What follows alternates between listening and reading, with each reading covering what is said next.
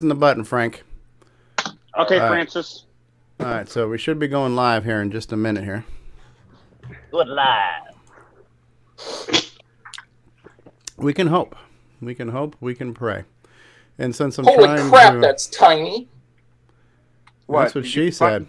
I just got the Facebook notification. We'll do it live. All right, so here it is on the Book of Face. We can hope. All right. Book of Face, After Dark. Okay, so now my question / concern becomes: is it going to show up? It is live on Facebook. Okay, so we're technically You're live on YouTube. Yeah, technically we're live, but I'm going to go ahead and share this out real quick too. So hold on, let's just share it in a group. All right, so we're going to share it off into TRS-80 group. Okay, we're live with an After Dark. Come join us. All right, so I'm sharing it out in the Color Computer Facebook group. Is Curtis not wearing pants again?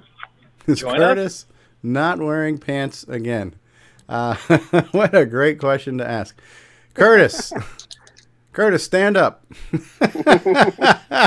Don't stand up. Oh, Lord. All right, so what other group should we share this in? I'm sharing it in the Color Computer group. That should be good enough, huh? Hey, I'll share it in my Florida Retro Club group, too, okay? Okay. Retro. Share it in a totally unrelated group just to annoy someone. After Dark. I'll share Join it us live. as soon as I can. All right, so we're live. We got some people on the show. We got some people chatting. Yeah, I'm showing up twice now. I'm being told, yeah, I need to change my camera over here. We need to change this to XSplit so you guys can see that. I need to turn that off because you don't need to see that. All right, so this is what the normal show will look like. We are here. Let me make sure I'm sharing my system sound because that's important. We need to make sure that everybody can hear James Diffendaffer's trains. All right, so we're ready to, speaking of train wrecks, we're ready to get this train wreck out of the station. So how about we cue the After Dark intro music. Everybody get ready to bob your heads and bang your heads and clap your hands. Or not. I love it. Well, we see where the train went this time. It went in your backdoor tunnel there, David Ladd. All right, let's try this one more time. CoCoTALK After Dark. CoCoTALK After Dark. Well, that's right, boys and girls. Lock up the pets and hide the liquor because it's old guys after dark. They forgot their meds. They might be a little cranky. Guaranteed some funny shit's going to go down. All right, and here we are, everybody. Welcome to episode 16 of Trainwreck After Dark. And we're back. We're going to talk retro. We're going to talk geek. We're going to talk whatever the hell we want to talk about. We're going to hear a bunch of crap that comes out of David Ladd's mouth. And who knows what else we're going to talk about. We've got Jason Reichert in hot pursuit right now, evading law enforcement over there. Hope that's good. So Jason, the CoCo man, Reichert is with us. We've got legend in his own mind. Rick Adams is with us this evening. Hello. Thank you. You're too kind. Okay, I was waiting. I didn't say anything. I was just going to wait. So I know. I could tell. There was like silence. It's like, oh, okay. I got to roll it out. We've got the man who brought sexy back, Grant. I almost said Greg. Greg Ant Leighty is with us. Grant Leighty, how are ya? Hey, I'm doing pretty good. Hi, everybody. We're doing good. We've got Mr. Assembly himself, Paul Fiscarelli. How are you, Paulie? Doing just fine, guys. How you guys doing? We're doing okay. We got from New Jersey, one of Tom's neighbors. Al Hartman's here. I was talking to Tom C. while I was in Walmart getting beer for the show and picking up, I had to get regatta cheese and finally shredded mozzarella for, my wife's going to make some lasagna, so I had to get some ingredients for that. So, yes. Al Hartman, how you doing? Okay, I'm here right on the shore looking out on New York Harbor. Ah, beautiful, beautiful. We've got a legend in his own time. David Ladd is with us. Sir David Ladd, Lord of the Floppies, how are you? Oh, I'm doing just dandy, Stevie. And how are you this great and wonderful evening? The dog must be humping his leg or something. Yeah, now that I Oh, Jesus. I had to turn the volume down on my headset because you almost deafened me there. He sounds rested. Yeah. Hey, David's on his meds, so we'll give him that much. And last but not least, I believe he's muted because he's cooking dinner right now, but James Diffendaffer is with us. And it's After Dark. Everyone's welcome to joining us. Curtis Boyle says, we have to start cutting David's cocaine ration. Curtis needs to get his ass on here. Oh, wow. So what's the topic today, guys? What David Ladd did, why you should do that. Yeah. Whatever David does, don't do it. Is that the moral of the story?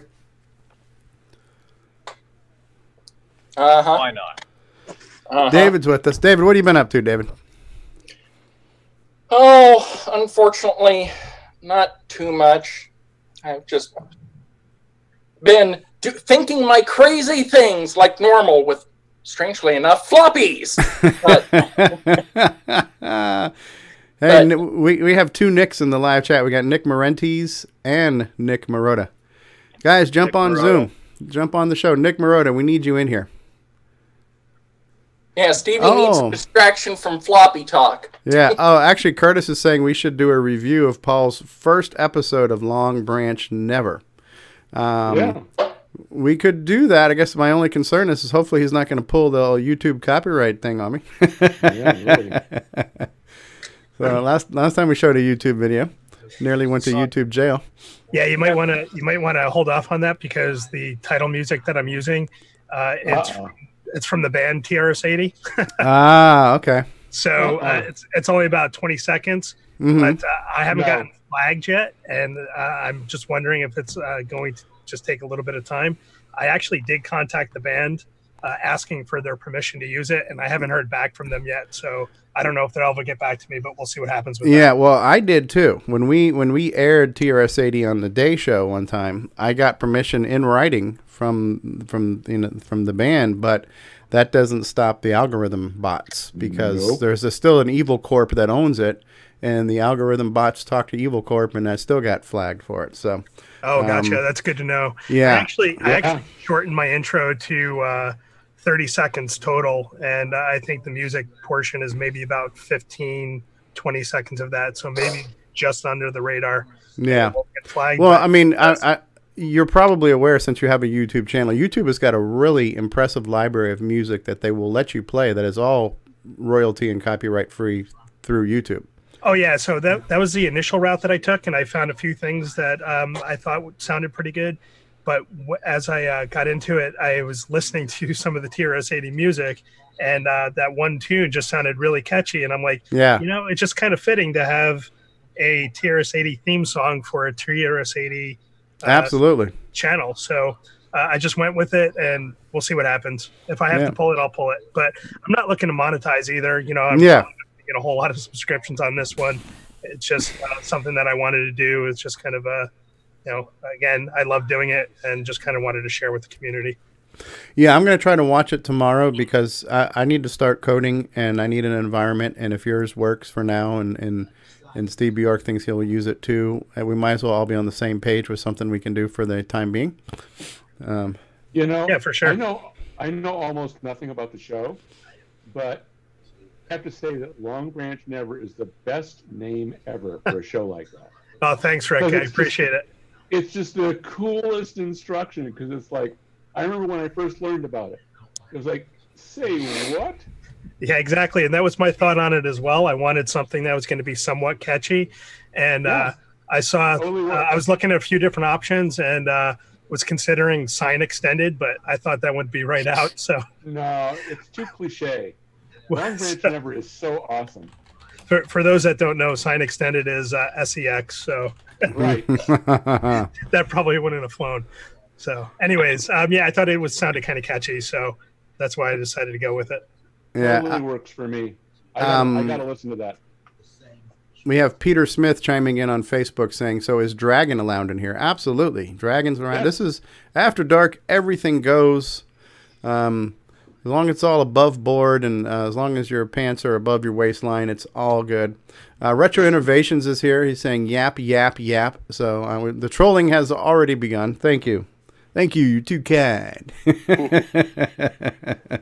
Thank you. You're not kind enough. Okay. Oh, Lord have mercy. So, yeah.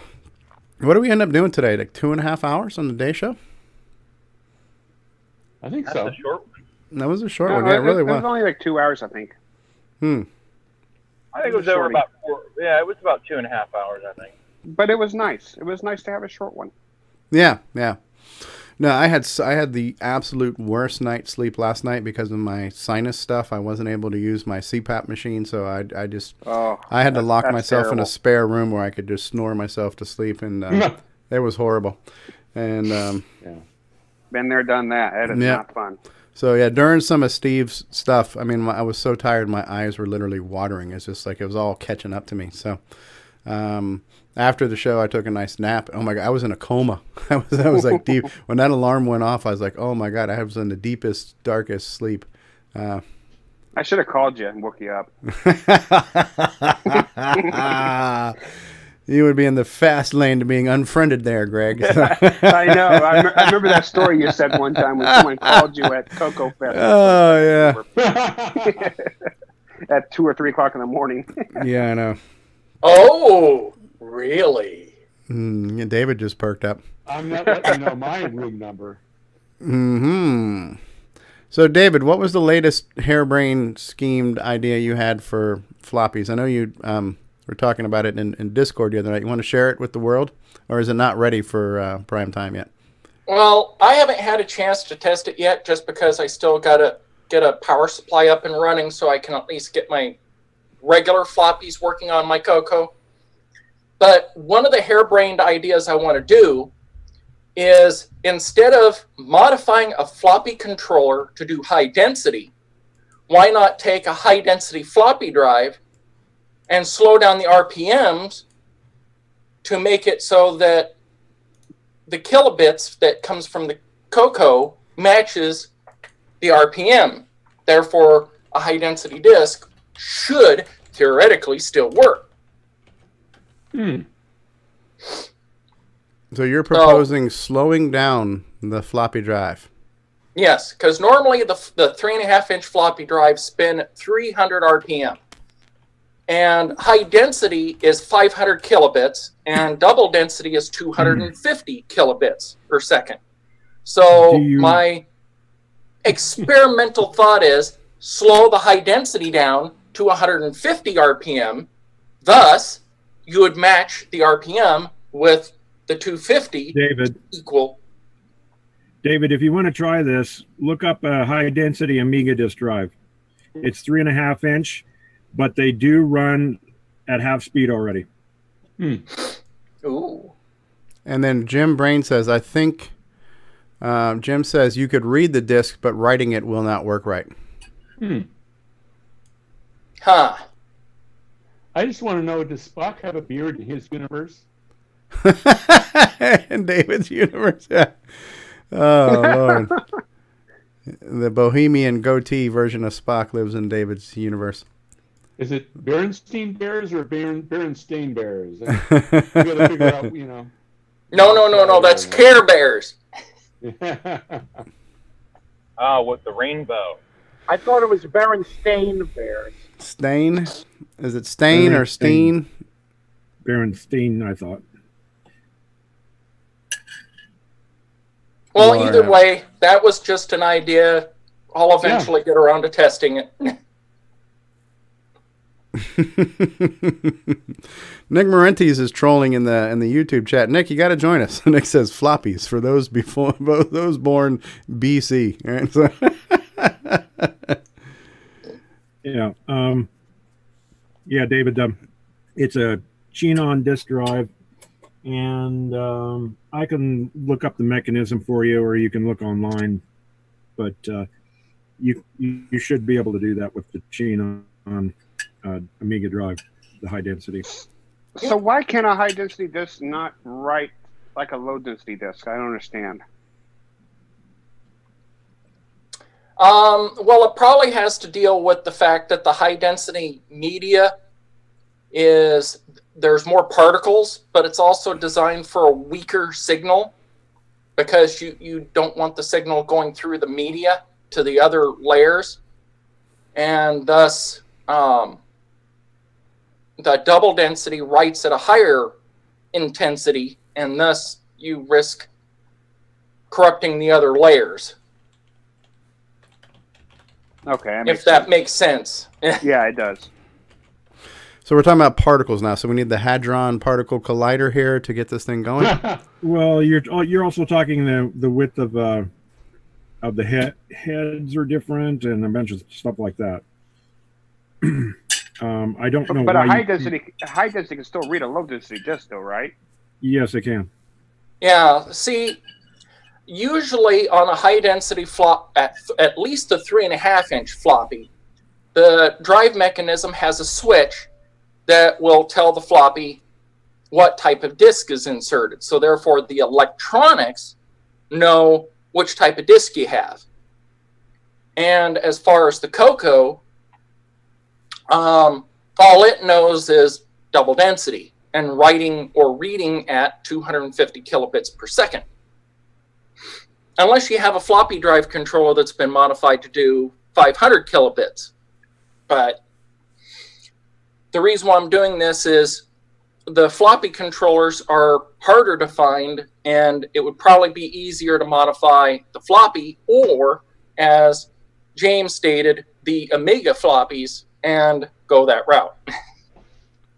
Hey, ladies and gentlemen, we've got a very special occasion here. We've been joined by Nick Marotta, everybody.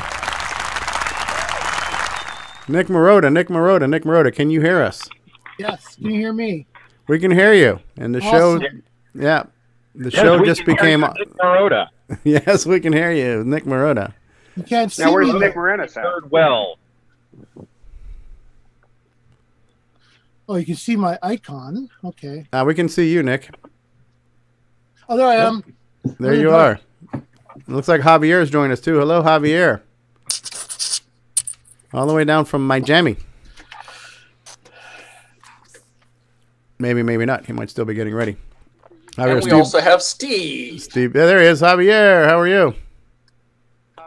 Hey, guys. Very good. That's Okay, right. I'm hearing myself echoing back through somebody. So does somebody have a window open that's not muted by any chance? Well, turn off your hearing aid. Is it me? I don't know. Testes 1 2. Yeah, it went away. So it was me. Sorry. Okay. Welcome, Javier. How are you? Great, and you guys? Good. Mark Overhoser couldn't be here, so we have an Apple guy on the show. So we're keeping the quota. Good, good. How you guys doing? We're doing good. Awesome. How was the most recent retro club meeting? I missed it. I was under the weather. You should have gone. It was amazing, man. Yeah. There's this new guy, 14-year-old kid. Yeah. Oh my. We're proud. Yeah. Yeah.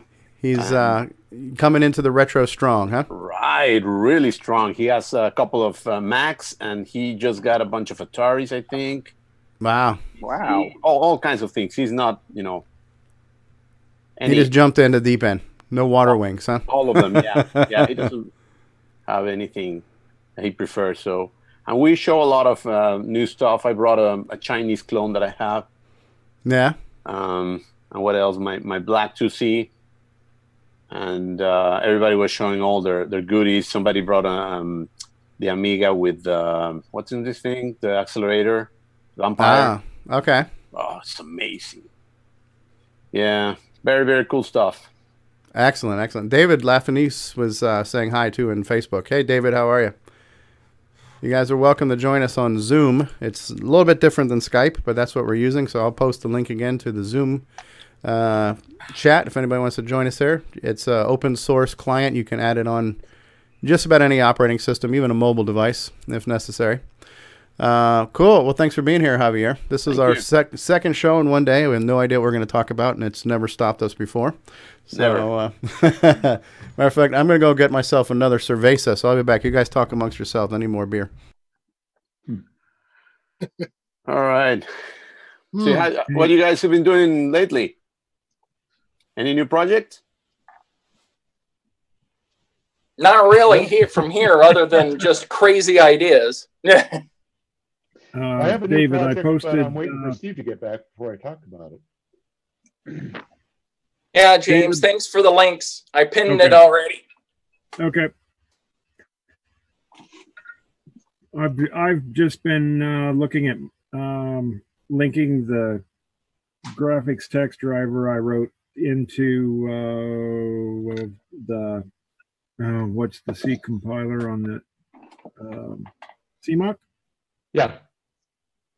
Yeah. Not too difficult. Then I got to see if I can come up with a way to identify whether a machine has the Perdón, estoy en un video, bebé. What's that? Oh, I'm sorry. I somebody entered into my room. I apologize. No. Then I'm going to see about adding CoCo VGA identification so I can switch back and forth. Just if you have the hardware, it'll use it, and if you're not, it'll just use the software. I've been trying to get a CoCo, and I haven't been able to. I need to get one. I know a guy. I know a guy who's got some. I don't really have a spare CoCo 3 right now, but I do have plenty of CoCo doos. I was going to say, what would you recommend getting, a CoCo 2 or a CoCo 3? It sounds like CoCo 3 is the most active right now, right? With the, if you only had to get one and you could only get one, CoCo 3 is probably your best bet. But there are a handful of things that will only work on a CoCo 1 and 2. Some semi-graphics games, Farfall, for example, which is a new one, but some older ones. It sounds like you guys are pushing the CoCo 3 to the 2 meg limit and stuff, like advancing there, right? Mm-hmm. Have we mentioned Nick Marotta on the show yet today? No. Yes. Nick Marotta. Welcome to the show, Nick Marotta. Thank you very much. I myself would probably say for the software library part, the CoCo 1 and 2 would probably be, at least to start with, would probably be the way. And then when you can, grab a CoCo 3. Like, I had both as a kid, but I'm thinking of getting back into it again. So yeah, if you can get the 3, I recommend actually getting that, because most software that worked on the CoCo 1 and 2 will work on the 3. Yeah. There's a few exceptions. Yeah, very few exceptions, but yeah. And I like to say also, I think the software is better on the 3.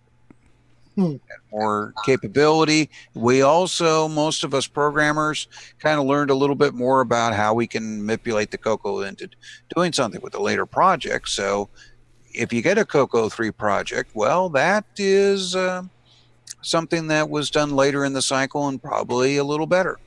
that's true. Okay. Hey, Nick Marentes has just joined us. Good day, Nick. Hey, how are you? Good day. Just G'day. you are there talking about CoCo 1, 2, or 3. I would say CoCo 3, because there's actually a lot more programs that don't work on a CoCo 1 and 2. True. Just about every CoCo 3 program will not run on a CoCo 1 and 2. So really, the CoCo 1 and 2 is the one that's got the greater incompatibility. Mm-hmm. Especially some of your later stuff, right, Nick? Well, it is. I mean, from 86 onwards, I mean, none of all my programs, there's only really 2 that work on the CoCo 1 and 2. I mean, specifically. Neutroid and Neutroid 2015? Yeah, Neutroid, yeah, that's right. Well, no.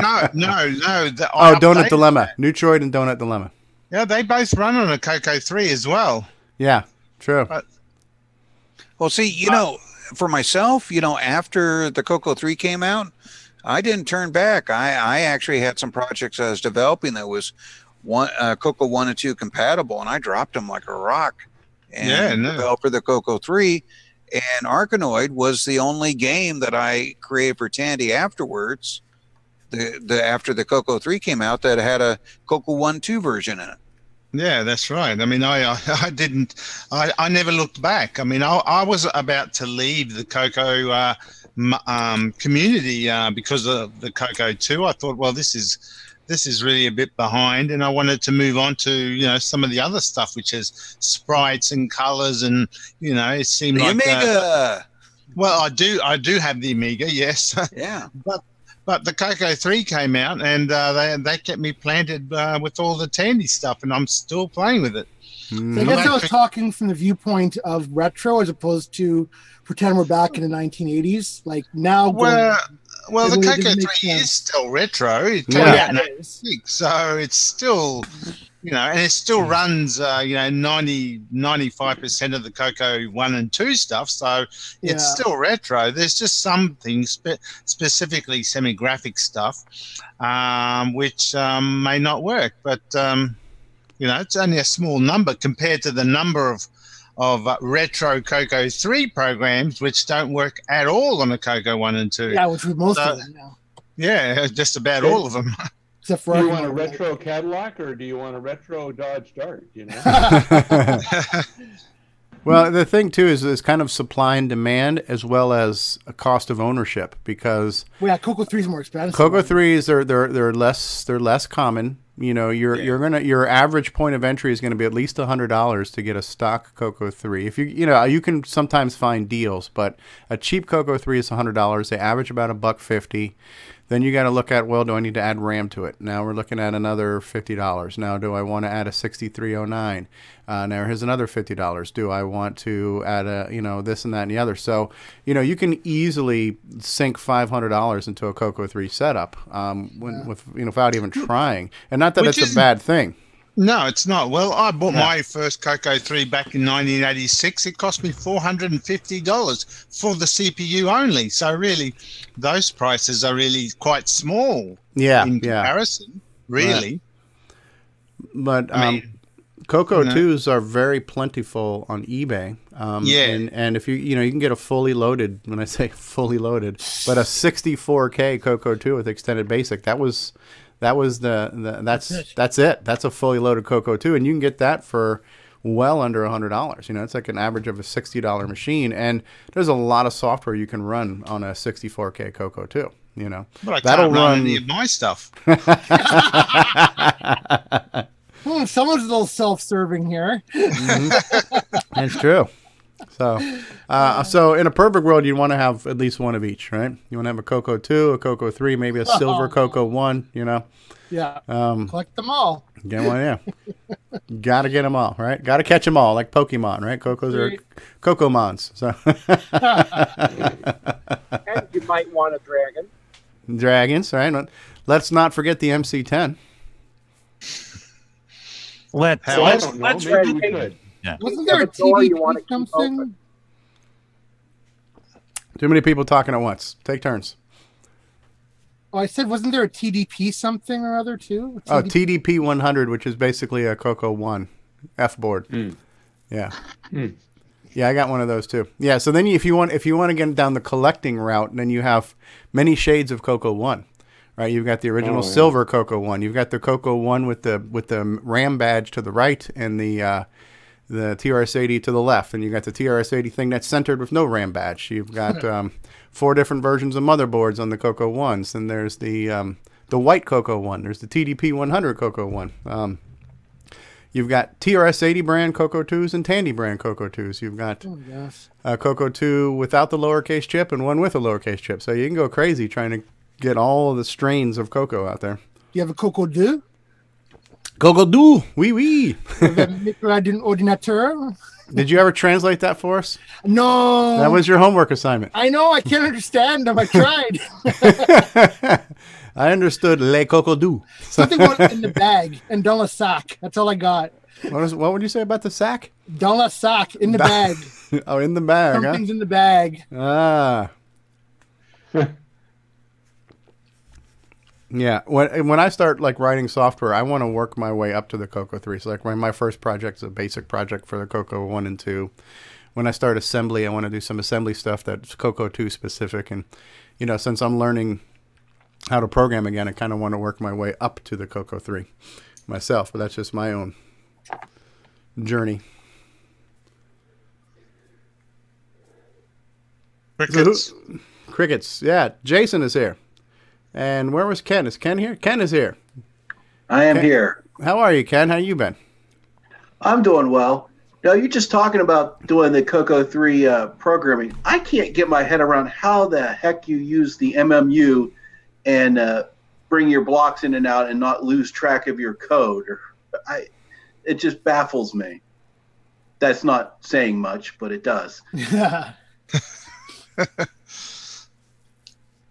Well, you just got to make sure your code isn't in segments that are swapped out.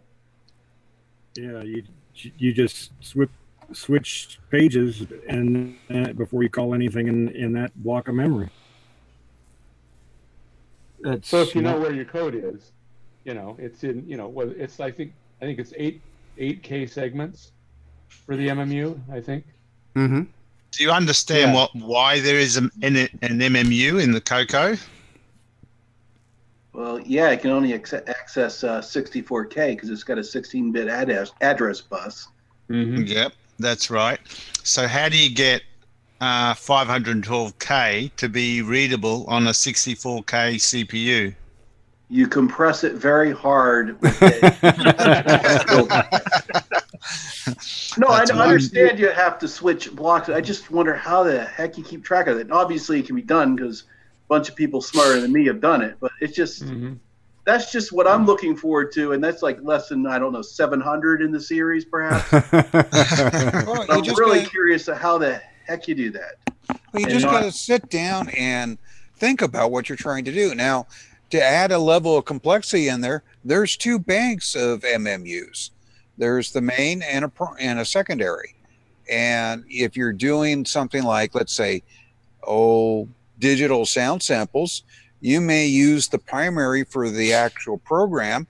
And when you switch to doing your digital sample, since that's going to be in a separate section of memory somewhere, use the second set of MMUs to talk to it. So when you get into your high-speed, fast routine that's going to pump out a couple of audio bits, what you do is you switch to the different bank, read your data, and then output it, and then switch back and return from your interrupt.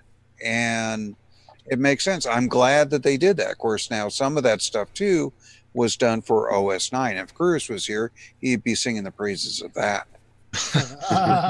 He'd be complaining that there's only 2 sets of MMU banks. No, he complains that the MMU banks aren't small enough. 8K is way too big. Yeah, it should be 2K or half a K. Oh yeah, So it's not very granular. Yeah. So the easy way to think about it is that you have all the segments mapped in. You could just leave them be the same except for the last 8K segment, and then you could swap in whatever you want into that one little tiny window. So your whole program could be in everything but the last 8K, and then that could be swapped in from here, there, and everywhere. And it's kind of like you have a big bunch of memory out there in space, and you just map in sections of it into that last little window. So is that a common technique, keeping your actual code in some banks that you don't swap, and then having your data in ones that you do? Yes. Yeah, because if you swap out the code, if you happen to be running code in a segment that you swap out, you just yank the rug out from under you. That's the thing I was worried about. Is like, how the hell do you now? This address is now something else. So they just go straight to Crashville. You know what that kind of reminds me of? It's like the days of DOS. Your main software had to fit in that conventional RAM of 640K, but then you had all that extended and expanded memory that you could store stuff in. Yeah, if you really have a big program and you need to use it more than the 64 minus 8, 56. 50, yeah. Anyway, if you need more RAM than that to hold your entire program, just sit down and figure out where in the additional memory, you're going to put all your code, and remember that it has to execute at the address that it's mapped in at. And then it's a matter of changing the page whenever you want to call a specific piece of code. In all the CoCo games I ever wrote, I don't think the actual code section went over 8K. Yeah, I was about to say that before too. Yeah, I agree. Yeah, I mean, 8K is a big machine language program, really. Exactly. What it is it's your data. Like, for example, when I work with graphics, I would use 2 8K segments because I knew that whatever graphic that I'm working on is going to fit within 9K, 10K, something like that. And what I would do is bring in the first and second bank, of what that section of graphic is. So I might be missing some graphics before, some graphics later, but I've got a 16K window that has all the graphics I'm using at that time, and I don't have to worry about boundaries, because if you're sitting there only bringing in 8K at a time, you might wrap around into another 8K segment. So if you always have a 16K window, I did the same thing for the graphic screen. The area that I'm working on the graphic screen was always two 8K boundaries, one after the other, so I didn't have to worry about, while I'm drawing that sprite or I'm drawing that segment, that I have to worry that I'm coming to the end of the boundary. Does that make sense? Yep. And are you in complete control of what data you stick in what segments and how to call and read those segments? If you're smart enough to use the MMU, yes, you are. Trust me. I have seen programs on commercial systems that ran on the Z80 that used more than 64K. They actually used, I think, 256K,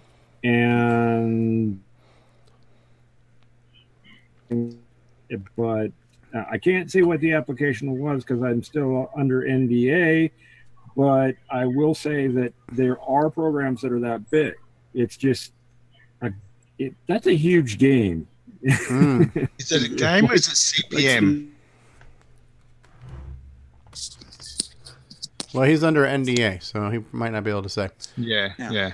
Well, applications, they can get larger and like that, but a lot of times for the game logic, for what we were coding back in the day, the game is not very big. It's the data that kept growing in size and getting larger.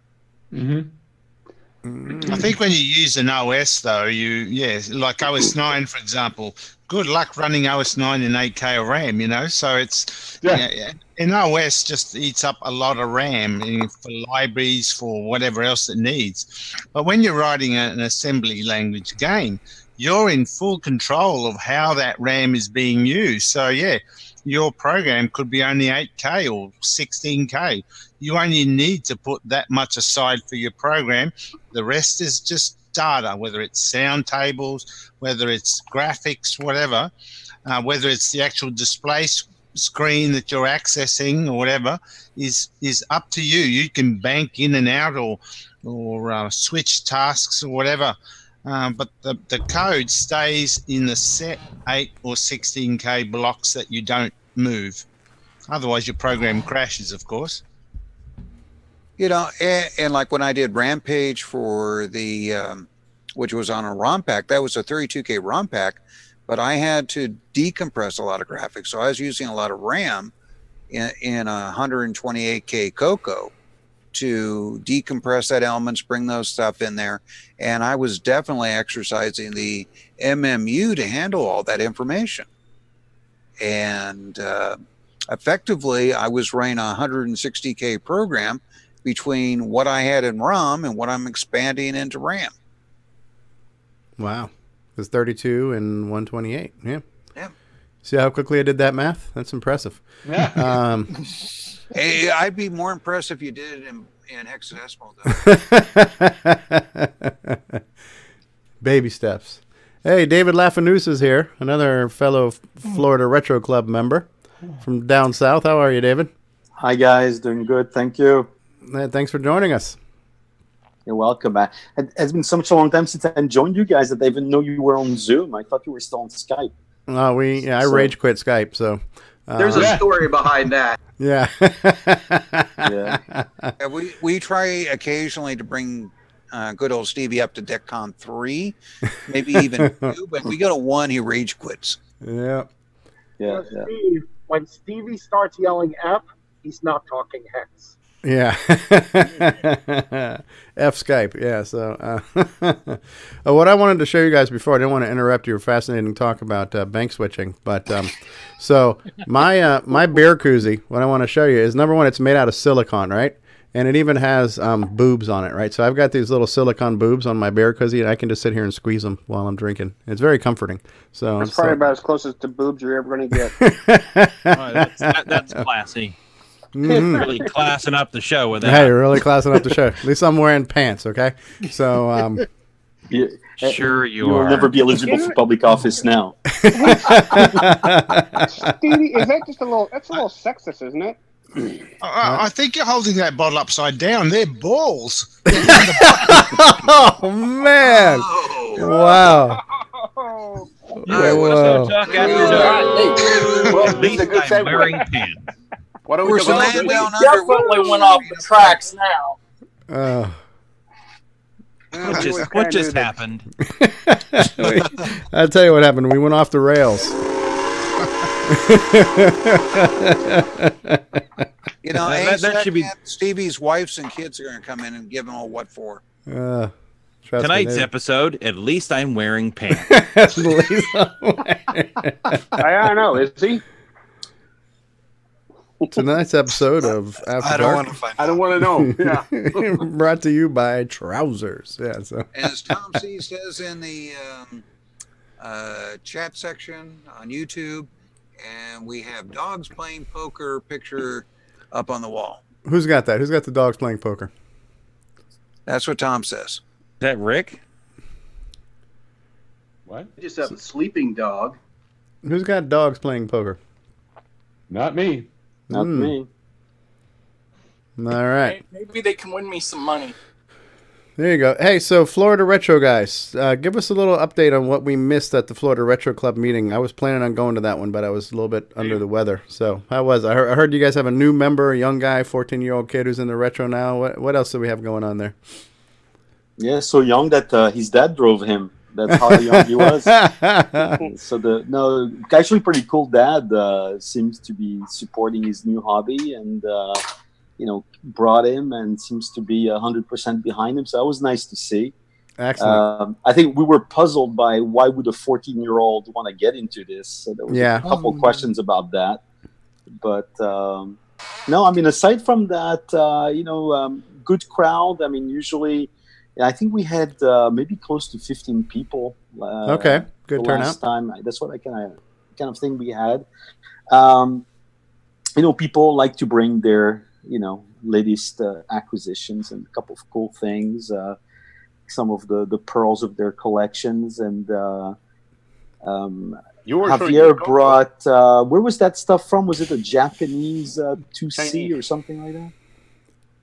Where was it from? Can you hear me? Chinese. Oh, Chinese, right. Yeah, it was really cool. So what was that again? That was kind of the most unique piece that was brought in. Can you tell us about that, Javier? Yeah, it's a Chinese clone that I got from a guy from Finland. He went to China. He bought a couple of them, and he got me one. I actually swapped him that one for Laser 128. Oh wow, it was a nice swap. Yeah. And Laser 128, just for you guys to know, is Apple II clone. Right, So there was a handful. Another clone. A clone for a clone. That's right. And this clone is really, really rare because it's a Chinese clone from the 80s. Okay. And we didn't know about it. Nobody knew it because China at that time, it was very closed. So Sure. It was not. And I don't have it here. It's in my closet, but anyway, it looks like what do you call it? An Amstrad? Okay. I mean, to me, it looked like an Atari, yeah, like 520 ST looking thing. But it's fun. more modern than the yeah. Does it have the same bus connectors inside? Could you put the same expansion cards in it? Yep. It has an expansion card on the side. Okay. And then on the back, it has connectors. And there's one button that you click, and it goes all to Chinese. And then you click it again, and it's in English. So it's on the keys are in English. So that's pretty weird. Interesting. Yeah. Really weird. Yeah. Yeah. And so I'd imagine, what's the power supply on that? Is that a 220 or it's a is it 220?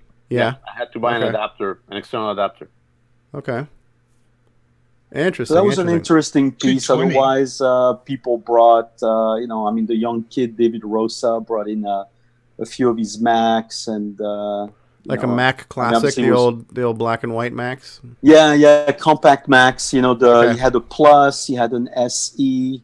Now, obviously, he's running into a few issues with them, video and otherwise, and was asking for some tips and help with that. We had a couple of people bring in Amigas, with there was a plain Amiga 500. There was an Amiga 500 was a Vampire accelerator. That was kind of interesting to see. I brought a CoCo actually, since you weren't there, Steve. Yeah, you had to represent. Represent. So brought my CoCo 3 with kind of all the fixings. And actually, Stuart, who was there, also lent me the external drive, because I don't have a drive. I have the CoCo SDC and those kinds of things. So I don't really need a drive, but it's kind of a nice, so he brought me that cartridge there, the controller. Sure. And a very nice, what's that, the FD 502 or 501? Okay. New in the box. Very nice. Wow. Yeah, that thing was mint. It was beautiful. And so I've been playing with that. At first I was thinking maybe I should make Stuart an offer for it. But then, once you have the CoCo SDC, and I don't own any original discs, so it kind of defeats the purpose of a drive, other than from a pure collecting point of view. Yeah. But and you've got do you have the original Tandy monitor stand for the CM8 too? Yeah. That was so I believe that was designed where you could have the monitor and the little sideways floppy drive sitting right next to each other in the same shelf, right above the CoCo. So that fits well. No, I was a hard one to find actually. That original stand. Yeah. And I got that stand actually new in the box as well.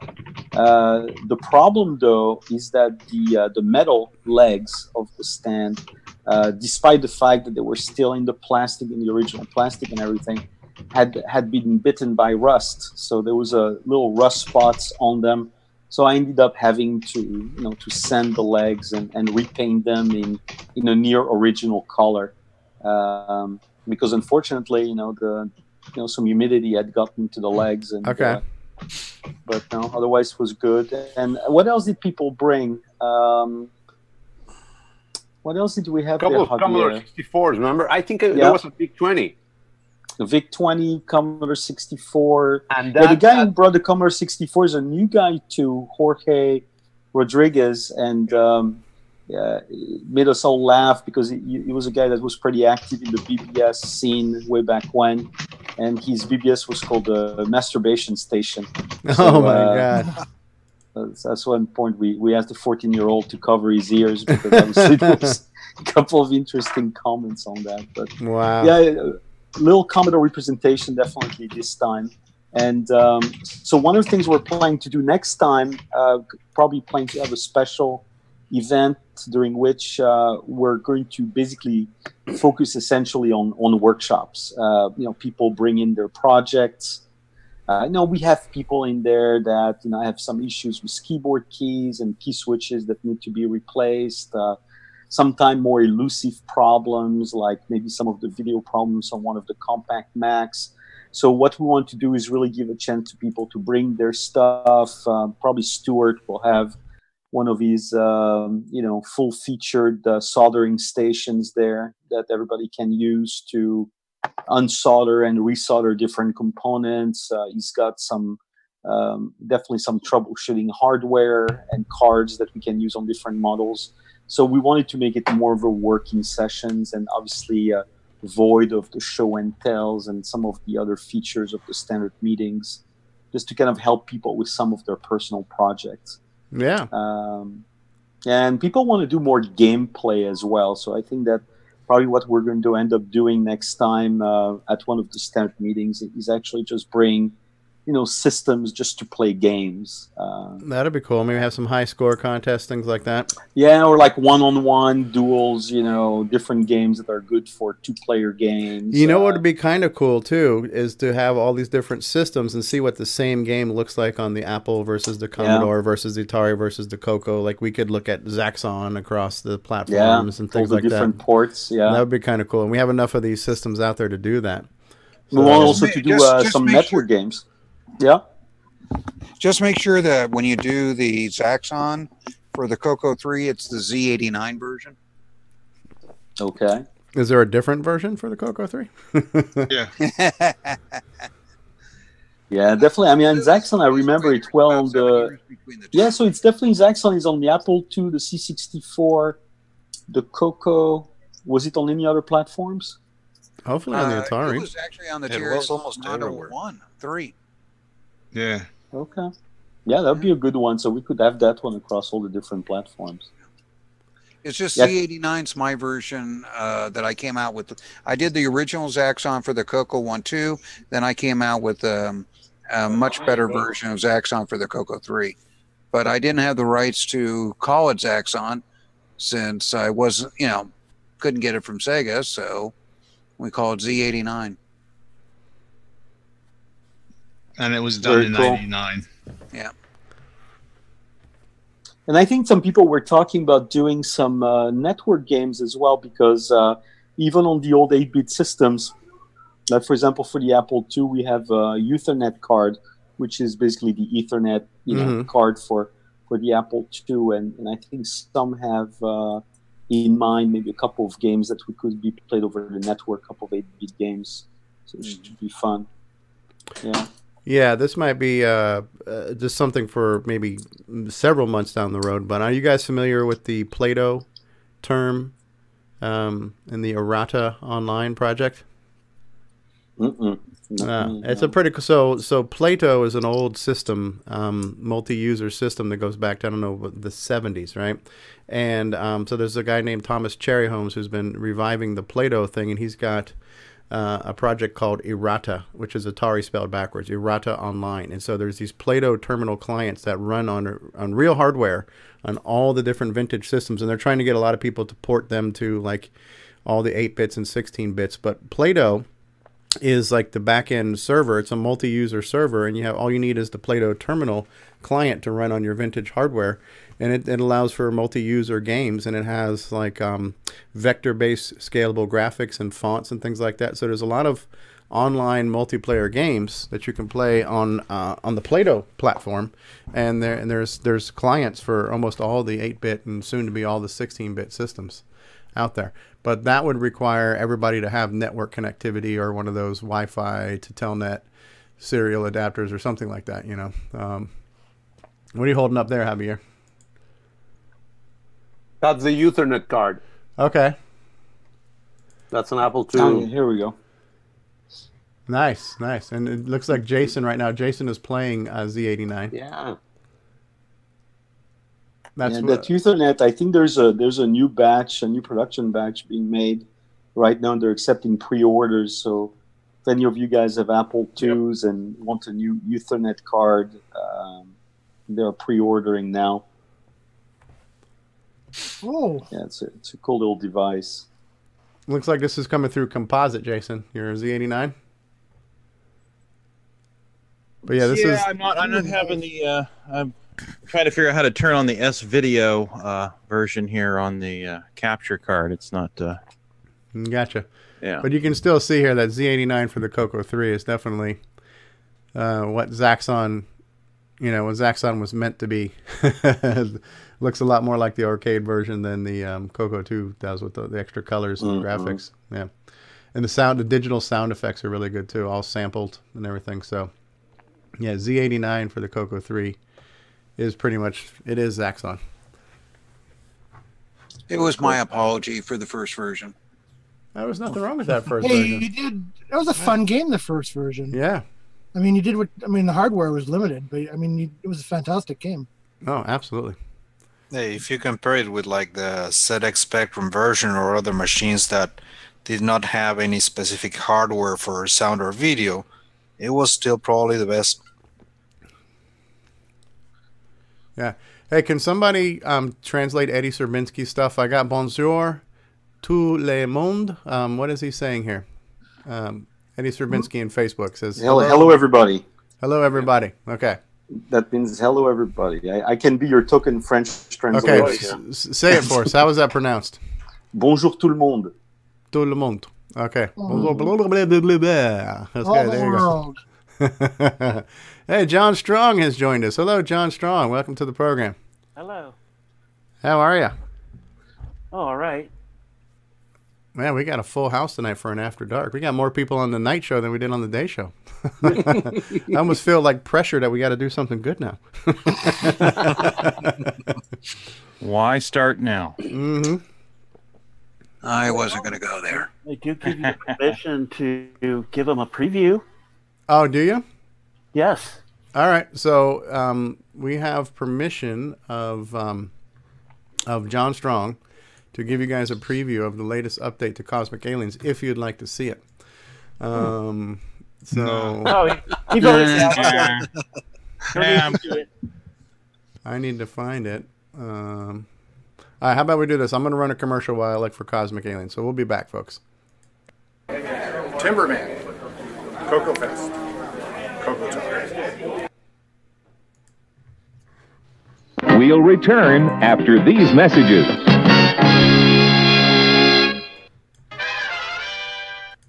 Hi, I'm Bruce Moore, and this is Jacob Moore. Gotcha. And we are the Forest of Doom guys, and the Coco Forever guys, and we're at Coco Fest, and we love Stevie Stroh. What if, knowing what I know now, I could go back in time, join Tandy Corporation, and change the course of history? CoCo forever. How does it feel? I'm still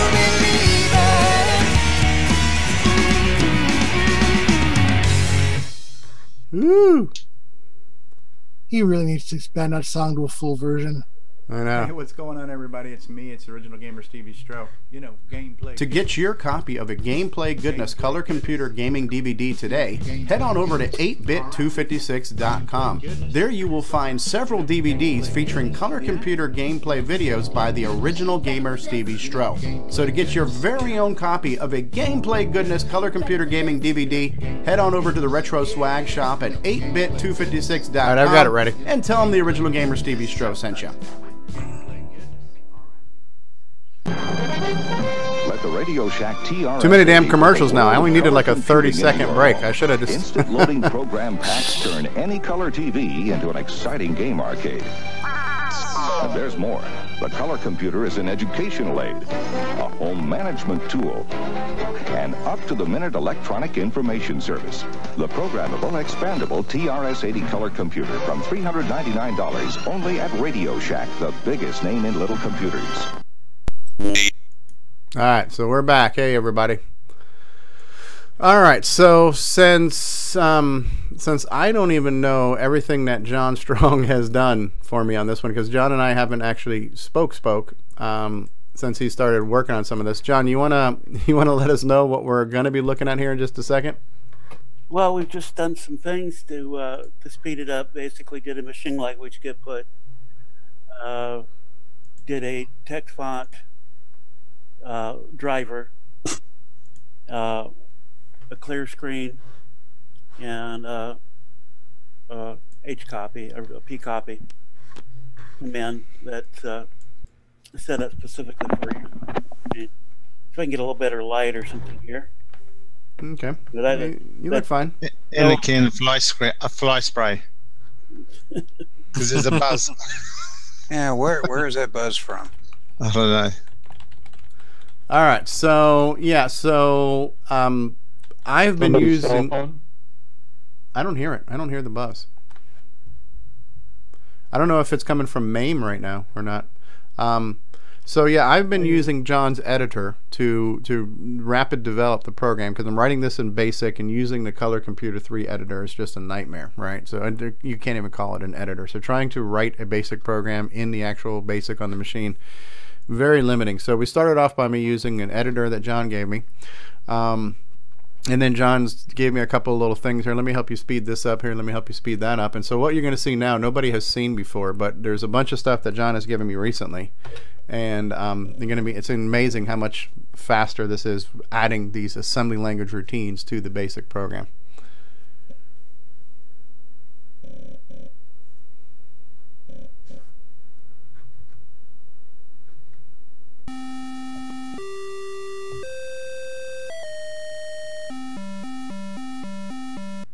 And that's the music. Look how fast that screen popped up with those fonts. Those fonts, you used to actually literally see them draw on the screen, one character at a time. So that is completely popped up there. One of the things you're going to notice right away in the speed, as soon as we go to like our game over screen here,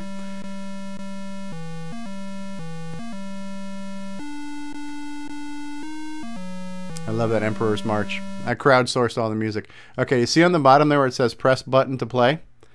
That is constantly being reprinted onto the screen every single game cycle, just to give you an idea of how fast the improved font routine is now. So it used to be before, when those bombs fell, they were erasing the letters. But I am now reprinting. You see how fast the bombs are falling? And the text is still on the screen. So just to give you an idea of how much this game has been sped up now in BASIC with the fast P copy. I've now got a fast get and put routine, and I have no idea how it works yet, but we'll eventually figure that part out. So that's pretty impressive, isn't it? You can see here the asteroids are falling, and you can see again there. I kept the text on the screen, so where it says press button to play, I am reprinting that every single loop of this game over cycle, so it never gets erased. And it doesn't seem to slow down the game loop at all. The game's working just as fast as it was before. So I don't know about anyone else, but all I can see is John Strong. Yeah, you have to look on YouTube to see the. No, or you click on me then. Click on my video, and make that. The funny thing is, I'm doing that and it's not working. Yeah, Yep. same here. Yeah, I click on yours and it just shows chat. That's right. No option to pin. Yeah. It says you're sharing computer sound, but you can't see my video. I see a little small one, but the small one. Can you make it bigger? No. Nope. Click on my video and click on Spotlight. It just says chat. Oh, it says it's chat. Yeah, We same don't here. have, something happened Chat this or time. in It's not video? working as it used to. Okay, that switched. So for me, I just got it. Okay, when you find a video, there should be three. Oh, now there you go. You got to do pin video. Pin Yeah, video. I experienced Pin the same video thing finally here. came up as an option for me. Yeah, now I somebody see. changed something there. Oh, maybe because I had John Strong maximized, that wasn't an option before. So now I'm no longer maximizing John. That's what it is. Yeah. Okay.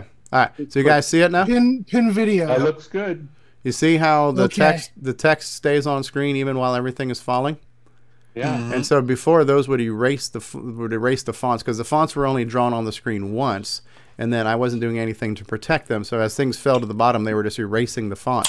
But the font routine is so fast now, I am reprinting that text on the screen every single cycle, and it doesn't seem to slow down the loop at all. You know, I'm not sure how John did it, but he basically took all my fonts that I generated in the draw command, converted them to an assembly routine. I can now use see that whole screen there got printed with the fonts.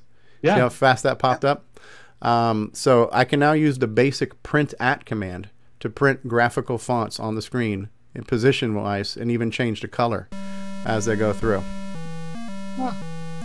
So I don't know how John's done it yet, because we haven't talked about it, but he just said, here, take a look at what I did for you. And so now, look, when I go to actually play the game right now too, the game actually, especially when you get down to your last alien, it gets so fast that it's almost hard to play.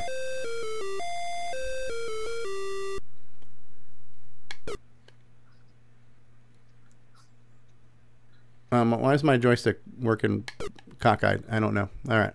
So, John, are we using the faster put on this routine now?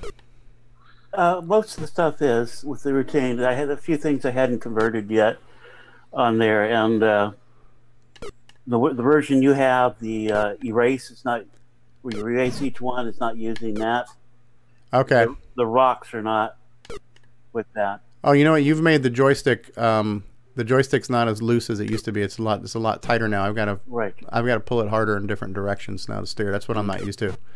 I was used to a little bit more fast and loose. Yeah, that takes a little getting used to. But yeah, it's pretty fast, especially when you get down to that last alien.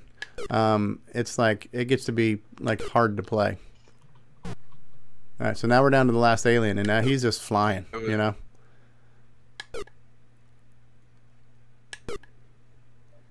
Yeah, I like it. It's fast. So now it's more optimized for a digital joystick. Was that the plan there, John? Yes. Okay. So if we want to use like we want to use a deluxe joystick or like an Atari adapter, yeah. But I like it. I think it's a heck of a lot. I mean, listen, it's still in BASIC, but basically all of the graphics engine now has been replaced from the basic ROM routines with assembly routines now, right? So one of the things that's been replaced is that the P copy. P copy. Okay, so it means that the one in BASIC is just crap, because it's not like. It's not optimized for speed, and it has to be done for different versions, okay? So it's got to look at the parameters each time it does it and figure it out. And the P copy is actually very straightforward. I did just and nothing really special. It could probably be sped up faster than what it is. Okay, the only thing I did any really unique coding was in the clear screen, okay? And I wrote it as a demo of a stack blast routine. Because what I tried to do with the routines is I'm going to be going through with Steve, and we hope to record it, and I'm trying to get some things documented so other people can learn from the ideas. They're not necessarily the most optimal for anything, but they're designed to show things people can learn from as a starting point. Are these patches to BASIC itself, or these are actual separate routines that you call from BASIC? They're actually separate routines. The print routine is a hook into the basic print routine, okay? But it's not just patching the vector in RAM. All right. Okay. And in fact, it needs to be sped up and finished a little bit because it's currently still writing to the text screen as well as the graphics screen. Okay. But which was nice and left that way as far while I was debugging. At least I knew the data was going through on the debug, but that'll be removed. Okay. Some other things added to it. But I wanted to share it at the point it was because it was to give him an idea of what kind of speed up can happen and how he may want to change the logic of the game. The whole idea was I don't want to change his logic. I may tell him some things and he may decide to change the logic. But this is Steve's game, not my game. And I want to make that very clear, and I'm just showing things to do. He wants to learn some assembly language. So the routines I picked was things that were teaching things about things. Teaching maybe a couple tricks. And so you've hybridized his program then? Yes. Yeah. Which is how you started, right, Nick? Yeah, that's right. And this is the way a lot of people start, with that. And so also the way I chose to interface different things, okay? We did the splash screen, that's a straight execute. I'm doing some cases where we're doing def user, okay? And call it user 0, user 1 to show how that's used, okay? There's a case where I need more parameters, as with the put routine. And so we poke 3 locations in the memory and we just do an execute and it grabs it from there. And so I'm showing in the routines, I've chosen different ways to interface with BASIC. We've done the execute, the user, some pokes to data and an execute. We're doing a hook into a RAM vector for BASIC. So I covered some of the major ways that you might be able to interface with BASIC with assembly language. And so I've started to document that in some documentation for him that'll be printed to go with it. And then we're hoping to go through and actually talk to this in some video and record it, and then make that available to share to help kickstart some people with stuff. Again. Yeah. There's going to be a shit ton of assembly resources in the near future. I think somebody in today's show said like 2019 is going to be the year of assembly, because between Steve Bjork's series and Paul Fiscarelli's series and the series I'm going to start and the stuff that John Strong's now adding to this, we're going to have so much assembly language tutorials out there that, you know, shame on you if you don't pick up a keyboard and start coding, right? So it's awesome. So this is the idea was behind it, is, you know, let's help. I'm going to help Steve with his game, but it's his game. And, you know, looking through his code, dad stuff in, you know, I got some stuff I'm going to make him suggest that he would do differently. But whether he does it differently, that's totally up to him. Okay? If he likes it the way he wants, and that's the way he does it, it's his game. It's totally his choice. But now he has some options he didn't have before. Yeah, let me answer a question from Chris Peterson. He's asking if the graphics are a higher resolution out of the box. By the way, this is now just be turned into a core dump. So why don't we play that segment real quick? We're going to play one of Nick Marentes' favorite sound bites in here in just a second. So welcome to the core dump segment of the program here, boys and girls. All right, let's try this again. Welcome to the core dump segment of the program, everybody.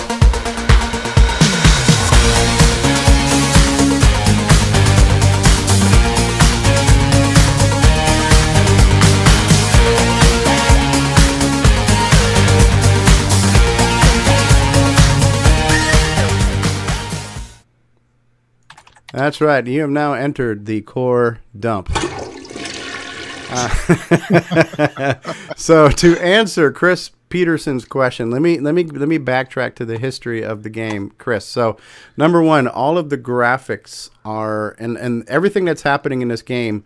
This game started off as being 100% basic, and the graphics are within the realm of what you can do in basic. So the graphics themselves don't look the way they look because of assembly, but the assembly has made the graphics, the ability to animate those graphics are now faster. But the program was, what I did to make the graphics look as good as they could do, though, is I used an editor. I used a pixel editor that Paul Thayer gave me. So I basically used a grid to draw everything. I saved out all those characters onto a screen, and I used the basic commands to get and put all of the objects into these little squares, right? And all that stuff is all native to BASIC, so there was no steroids or performance enhancement was done there. The game was 100% written in BASIC and ran in BASIC, and the graphics are not a mode that's not available to BASIC. The graphics mode is actually known as P Mode 1, and it is actually the lowest resolution mode you can get on the computer. It's 1/4 of the screen, so what is it? 128 by 96, I think, is the resolution. It's double wide, double tall on the pixels. And I chose that mode for a couple of reasons. Number one, I like the big pixels. The big pixels look very retro. Number two, because the game started in BASIC, I needed to move things as quickly as I could, so a lower resolution mode will function faster than a higher resolution mode is. I could actually double that resolution in 4-color and quadruple that resolution in black and white.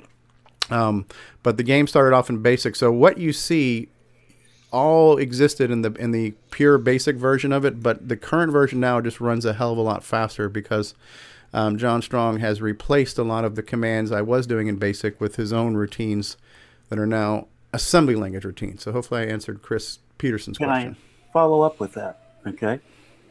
With your font, I actually displayed your font on the screen and now I have a font editor that works with the CoCo stuff on the PC, but I actually fired up the emulator and used my OHFE font editor to recreate the font. So I looked at your pixel by pixel. So the font was actually created in a retro era mode type way. Okay.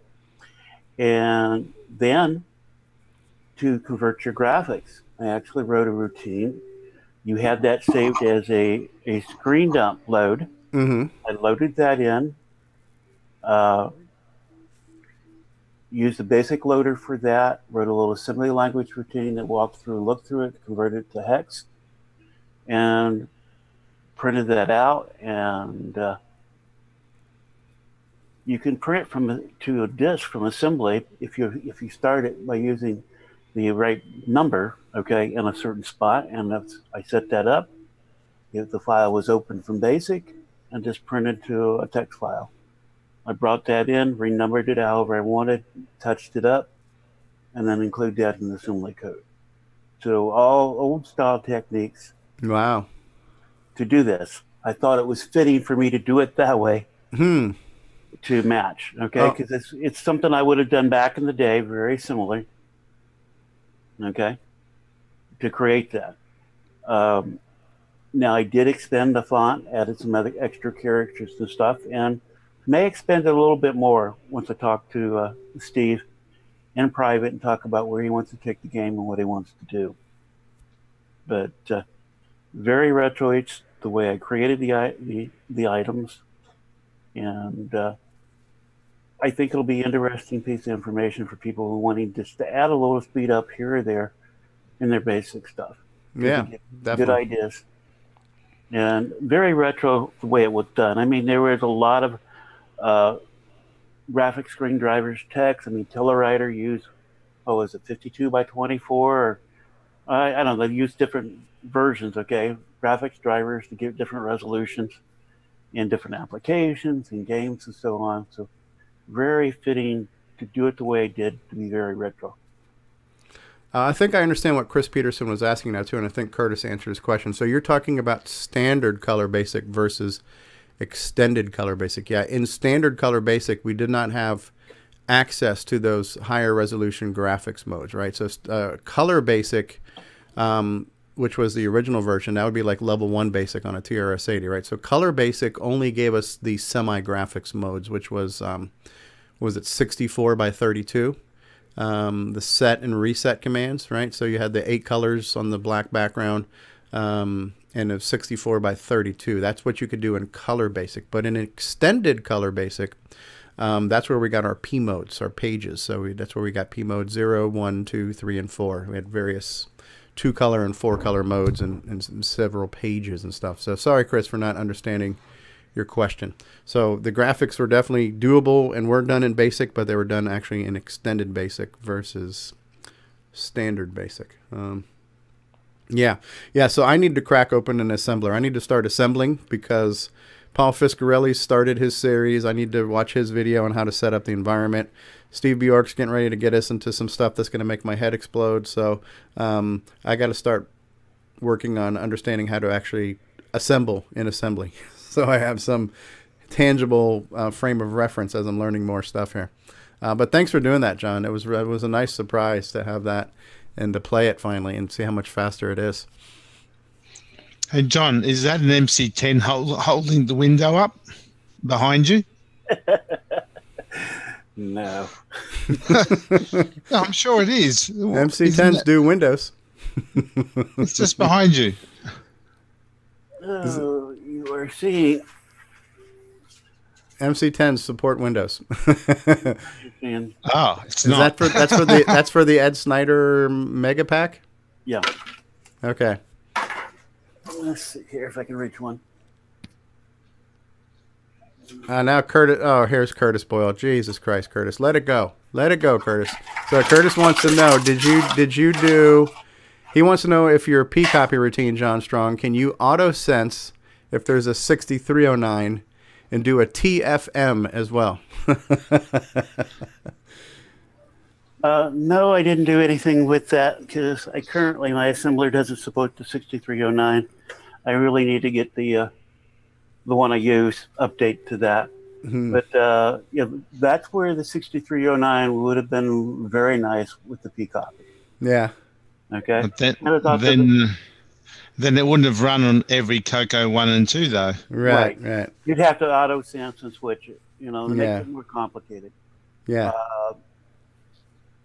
it might Curtis be, just won't let that go, though. He just wants to know, can we make it 6309? And the next thing, we're going to have to make it on frickin' Basic 09, too. So, yeah. Yeah. What is John Strong holding up there? Okay, John Strong is holding up. Is that John? Talk for a minute so your camera comes back. That's for Ed Snyder's. Ooh. Okay, I'm trying to get those out. I've had a lot of issues with plastic being inconsistent, causing a lot of printing problems for me. But they're being close to being finished to be shipped to him. And that's got a nice glossy shine to it there too.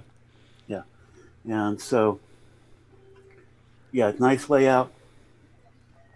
The Mega MPI. Yeah, not only does it look beautiful, it sounds beautiful too.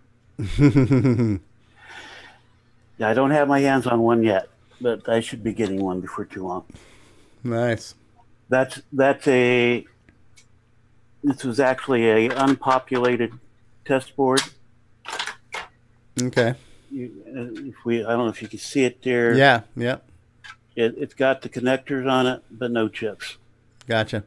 Now put the top back on again, because somebody was bringing up discussion. I don't remember if it was Steve Bjork or somebody, but your slots need to have enough depth in them to where the cards don't wiggle and stuff, right? So it looks like you do have some good depth there in the slots, right? I have a little bit, but now you have to look at the other third-party ones in the period. Back in the period didn't have much on that. It would significantly increase the price. One, they had the depth because of the amount of time. This bottom piece that has been giving me the fits on printing takes 7 or 8 hours just to print this one piece.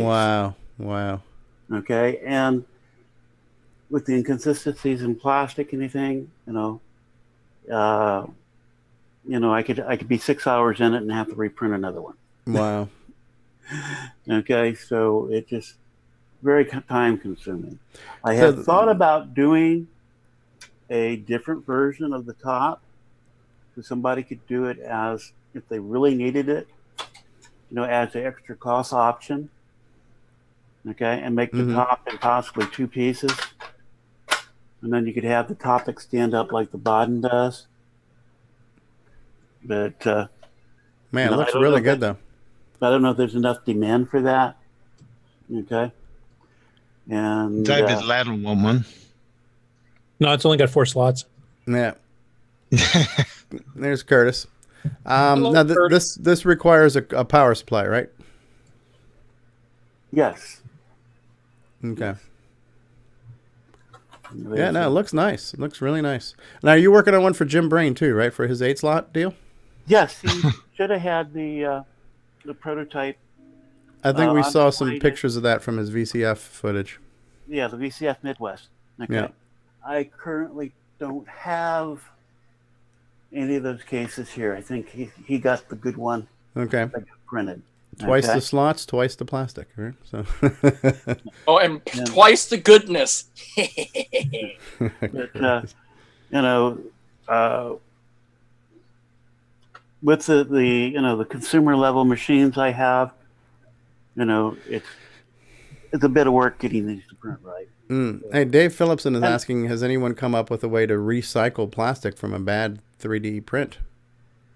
Well, yes, they have. And you can basically grind the plastic back up and re-extrude it. But each time you heat the plastic and melt it, the properties change somewhat. Okay. And also, I live in an apartment. I don't have room to do that stuff. Yeah, I get a lot of wastage of plastic, especially these large ones, getting them developed. Okay. A fair-sized wastebasket of throwing away bad ones. Wow. And that's not a complaint. It's just part of the process I have to go through. Sure. To do it, just like anybody developing something, you may do multiple boards for PC boards. You do one, and you get it, and you come up with another great idea. Well, I should have did this. Okay, it's another respin. And this is just that. It happens. just the way it works. No, it's cool though. They're getting to see a sneak peek of what the new deal is going to look like. Hey, John, I was just going to say, John, taking a look at that design that you have there, one thing you might be able to do as far as folks that want a little bit extra space is to create a spacer bracket that just lays over the top of your existing design that gives a little bit more support to any of the cartridges that go in it, and just have it as an option. Yeah, I thought about something like a spacer on top of it also. Good to mention that. The other thing I did, I don't know if you can see it in the camera, but there's a couple small holes in the bottom that you can put screws in. And I designed that so the possibility to do a case that would attach here to the front for the add-on that goes to the serial ports. So at least there's a way to attach it if somebody wants to do so. Very nice. So it's got a support on it. That's across the room underneath some things. So, but I think Ed has posted some pictures of it on Facebook and such. John, have you ever considered maybe licensing out your designs to a few other producers so your ability to crank out volume is not a bottleneck for you? Well, part of the problem to that is each slicer, each printer does something different. So if I'd send you, we had a different printer, different slicer than me, sending it out to you, it probably wouldn't print the same way. Generally, I do the designs. I've tried printing other stuff that people's designed, and some of the stuff I simply won't print on my system. And so, no, I haven't, because really this is the biggest one that became a bottleneck, these two. Partly because the size of that, life gets in the way. I have no idea what you're talking about there. Yeah. What's a life? Yes. This is life that you refer to. It became apparent this year that I needed to switch jobs. My gut feeling got confirmed about a week or so ago when the company I left laid off 5 people with no notice in the same job position that I was in. So you dodged a bullet. Yes. And but that did some delays on things. I've had a printer die that I haven't been able to replace. I have bought 2 printers. Print very nice, but I have two of them I had to send back because it went bad before the return period expired. So, yeah, I was trying to get things set up so, printing them wouldn't delay. I'm down to 1 printer right now instead of having more than 1 to print with. Well, other than Ed Snyder and Jim Brain, who's keeping you busy with stuff? You just still doing CoCo SDC cases, probably? And yeah, basically that's it. Just because these 2 particular cases take so long to print. Also, with the new job, I went from just a developer. I am now a level 2 tech support, and I'm on the phone a lot more. In the previous job, I could take a couple minutes out, start a print on the 3D printer and let it go in the background. Because if I was on the phone, it was with a coworker. Mm-hmm. Okay. And the noise cancellation in my headphones usually brought the sound down low enough that it was no bother. They heard it. They just heard it faintly in the background. And I can't do that now that I have to be able to take calls directly from the customer and such. Now, the calls directly are rare, but they do happen. Usually we have an online system that goes through. We do that the meetings in the week. So, but I can't run as much. Harder to multitask the production now. Yeah, it's harder to multitask the production. Gotcha. No, that makes sense. Okay. No, you're one of the few games in town when it comes to getting these cases made. So. Yeah, and it's something to think about. We haven't reached that point yet. Yeah, this has been a slowdown. And, I've kind of apologized to everybody involved. like I said, life gets in the way. Yeah. No, I know, because I know there are some services where people can, people can get a design online if they've got their own 3D printer. They can download the design and run it through their own printer. And because I know there's a few people making custom cases for the CoCo SDC where you can just download it and print it yourself on your home device. But I just didn't know if that, I know these new designs are a little bit more complex, but maybe some of your other cases, I don't know if you wanted to outsource some of that or not. Well, basically, to get the cases to print, with the system I had, I actually modified the printer. Okay. Now, unmodified, it probably would print edge yet. Okay. But the case that I did for Jim Brain, it really required a modification. Oh, wow. So you're hacking your printers. Yeah. Basically, it's increasing the bed size. And that's what the other printers I bought was larger print beds. And, and invest more software. I had to buy a commercial slicer to do this. So, it might be interesting. I don't know if it's something you have. I know you're busy enough, but it might be neat to do a video and maybe time lapse it and what the process is like from design to production to 3D produce something. That might be neat for people to see. I know I'd like to see it. Yeah, people suggest that, and the particular printers I have are blocked off enough that it would be kind of, you wouldn't see too much with the time lapse because you know what I always used to love when I was a kid, when you went to like the zoo or something, they had these machines you put in a quarter and it'd like make this press and make like a wax mold of like a gorilla or something, and it would come out in the bottom and you could just pick it up and stuff. It was always so cool to have the idea of having something made for you right then and there, and when you got it, it was still kind of hot in your hands because the wax hadn't cooled off and stuff. I imagine it being... have the penny presses where they press it. Yeah. I think my favorite is the coffee machine. It just makes coffee for you right then and there. My wife would vote for that. Yeah, right. So, John, are you using Simplify 3D as your slicer? Yes, that's what I've had to use with that. I've done... I've got one printer I had. They're power specs the one I had, but the original one I could use Simplify 3. I could use not Simplify. It was the from Aldermaker, the free one, and it would run it.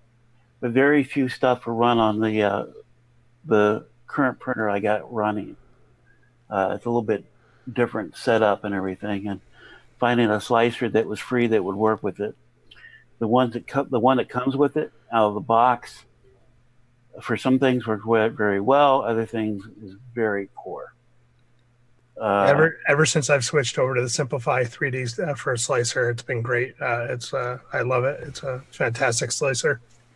I've run into some unusual things with it, but there's a lot of things there to do, and there's a lot of videos. I wish they had some text documentation, because sometimes that's quicker to find what you need to do.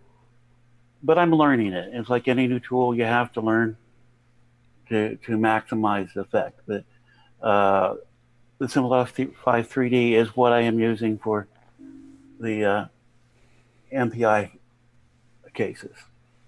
It does mess up some of my existing files, okay, that I create with FreeCAD, make some kind of interesting gaps and stuff in it. And I was playing with the other day. I think I know what it doesn't like, and so I'm planning to redraw some of my other files so I can have everything just running from it. What's nice about it is it supports a lot of different printers, and it should be close enough across the board to do it.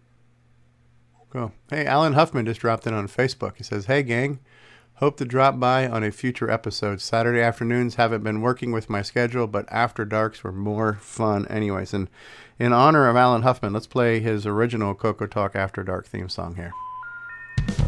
CoCoTALK After Dark. CoCoTALK After Dark.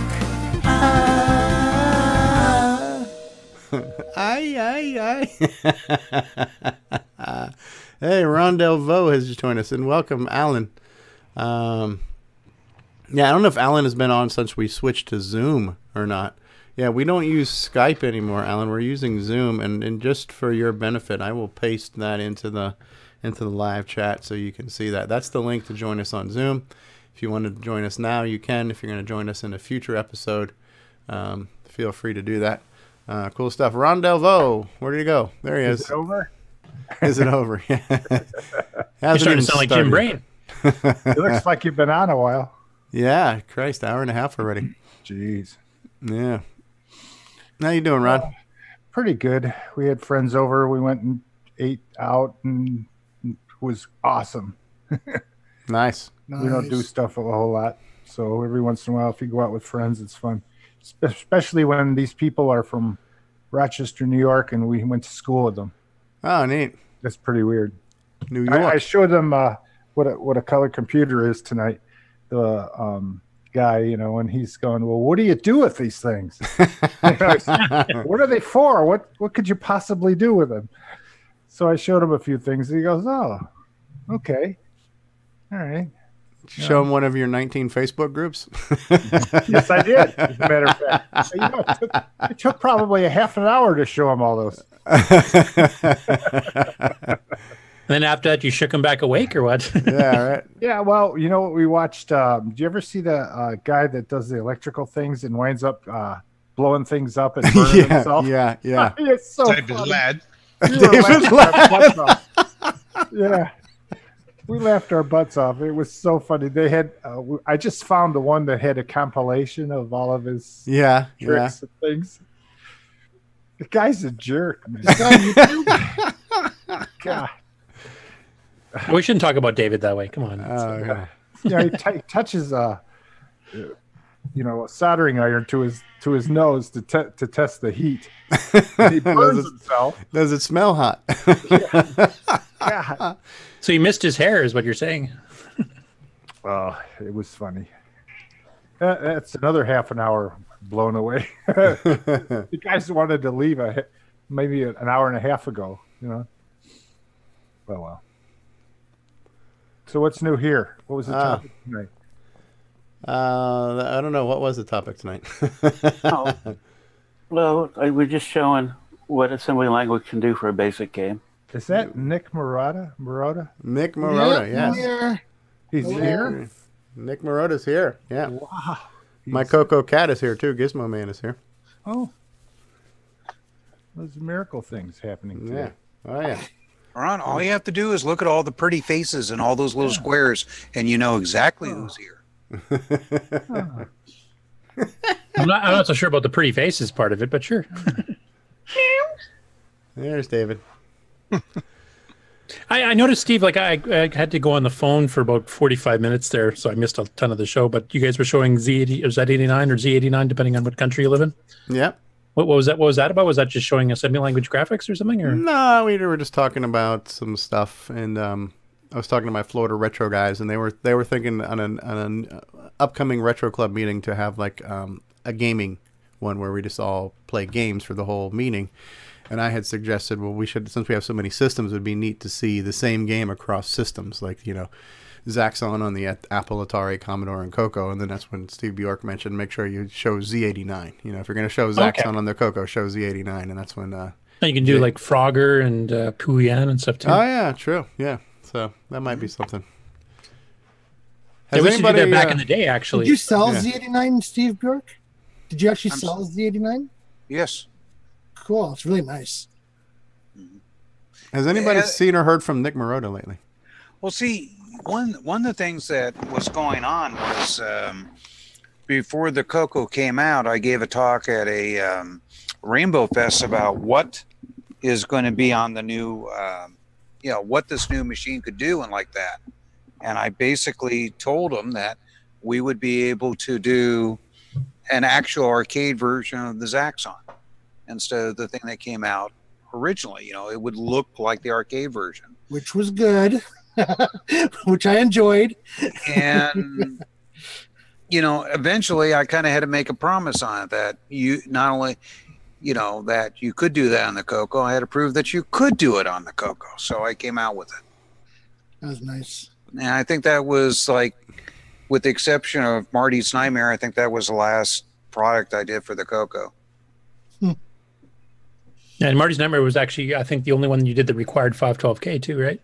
Yeah, and that was because of the graphic screen. There it is again. There's Jason Reichert bringing it up. Z89 on composite, though. Composite. Yeah. Because of his captures. Of course, you can't hear it, but the I think the digital samples came out pretty good. I digitally encoded them either on a IBM PC or an Amiga, and then slightly downgraded them for the CoCo, and they played pretty well. I could probably get it to come up on mine on RGB. I remember back in the day, a lot of programmers, they were trying to use the CoCo's DAC port to try and convert the analog to digital, and that doesn't work very well. Yeah, the ramping sampling is a little bit slow. Exactly. So that's why the Bleak Triad up in Canada, there he brought out a StudioWorks board, which is, well, they had StudioWorks software that did digitizing, just like you said, 6-bit DAC stuff for ADC. And they actually brought out a hardware card that would record 8-bit, really, really fast. And actually, they sold that as a package. And later came out with a version that supported 1 meg. And I think they were working on a stereo version too for stereo input, but I don't think they ever finished it. Yeah, well, the whole idea was basically, if you could do a good quality digital recording instead of trying to use the CoCo DAC, you could get very nice samples on the CoCo. And it turned out well for the Z89. I'm getting invalid disk. What is Z-89? What is an SDF file? That's one that has the full track, like CRC checks and sector numbers and stuff. That's like a raw copy. You're forgetting the quotes. Will it work on SDF? That's all you need. How do you mount a disk? I forgot. It's been so long since I've had to do CoCo SDC from the command prompt. Is it drive 0, Z89 is all you need, I think. Do I have to put it in quotes? Yeah, I think so, yeah. Just stop there. Do you not have the SDC Explorer on that card? I do, but it said it was an invalid disk. Didn't you have two Z89 there? So I thought that you had one with the dash and another without the dash. I don't know. I'm going to have to try to pull it up again. I don't know what version I have of the Z89.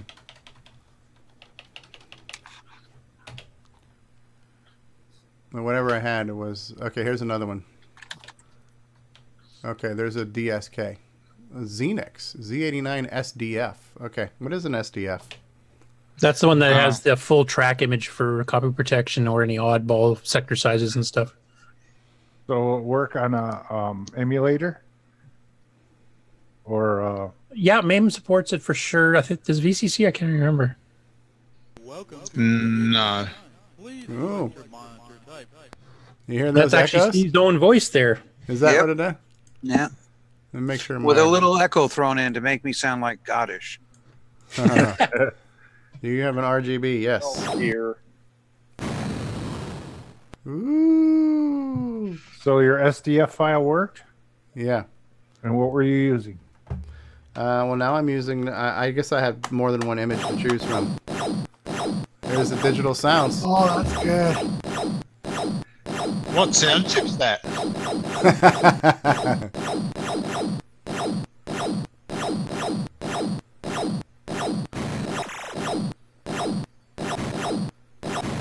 What was kind of nice in this version is I could use the same coding techniques that I used in the arcade version, as far as setting up the shadows and other things like that. And now Stevie is the one playing this. That explains why we just ran into. No, that was actually your game over demo. Look at these high scores here. Curtis Boyle. Curtis is God. I was young and foolish then. So we know there's one level. Distributed exclusively by GamePoint Software, Burbank, Yeah. California. This is actually an older version too. Like this is the one I bought from GamePoint down at Rainbow Fest. But I think Steve, you made a newer version with a different splash screen, a much more better looking one afterwards.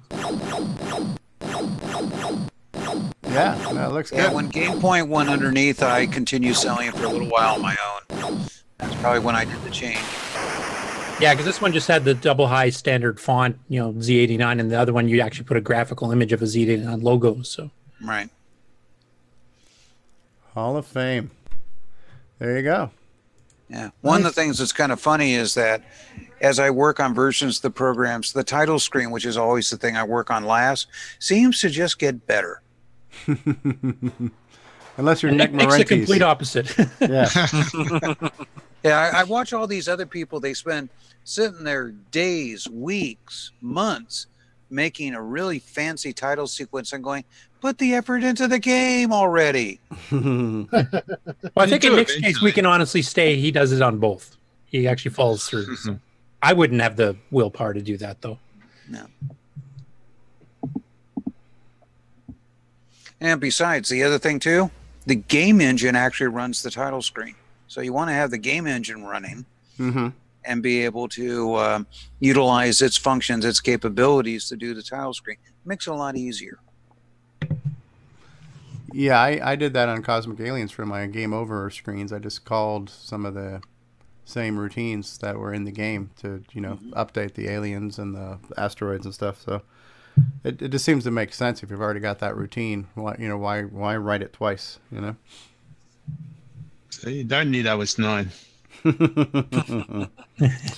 So Nick, will you let Barry Nelson know that you're never going to make an OS 9 game? Because he keeps saying, I want to see Nick Marentes make an OS 9 game. So you should, Nick, make it like Pong.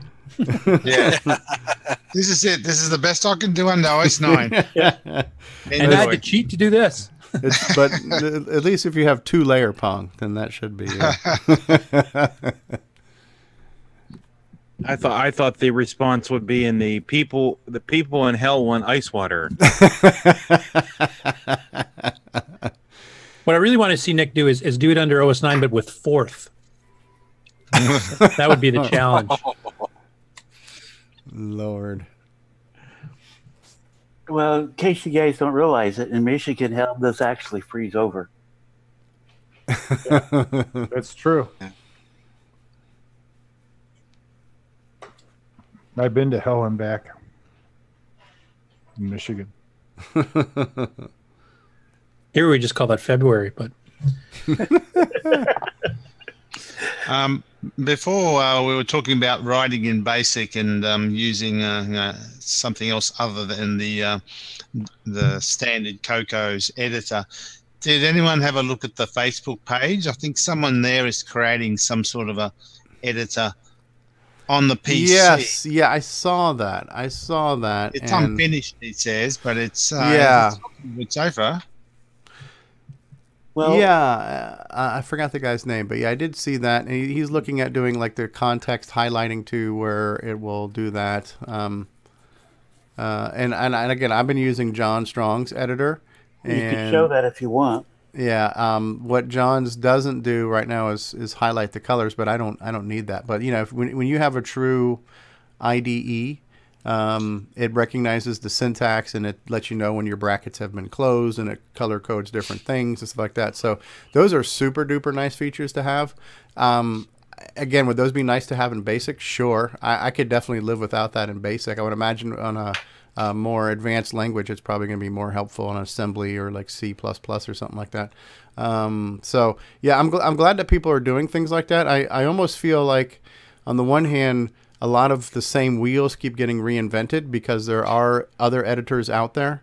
Like Notepad++, a lot of people are using, and there's lots of syntax highlighters for that you can use.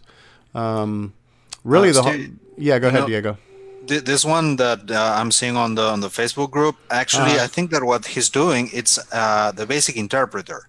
It's not just the editor. It'll actually run. So you can actually run the program there without you're not emulating the computer. So it's a real time. Okay. It's a basic emulator or extended color basic emulator.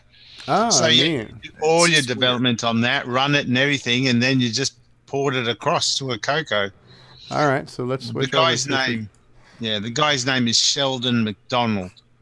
Yeah. Actually, I do have one quick question. Why weren't you using the editor built in BASIC to edit your BASIC program?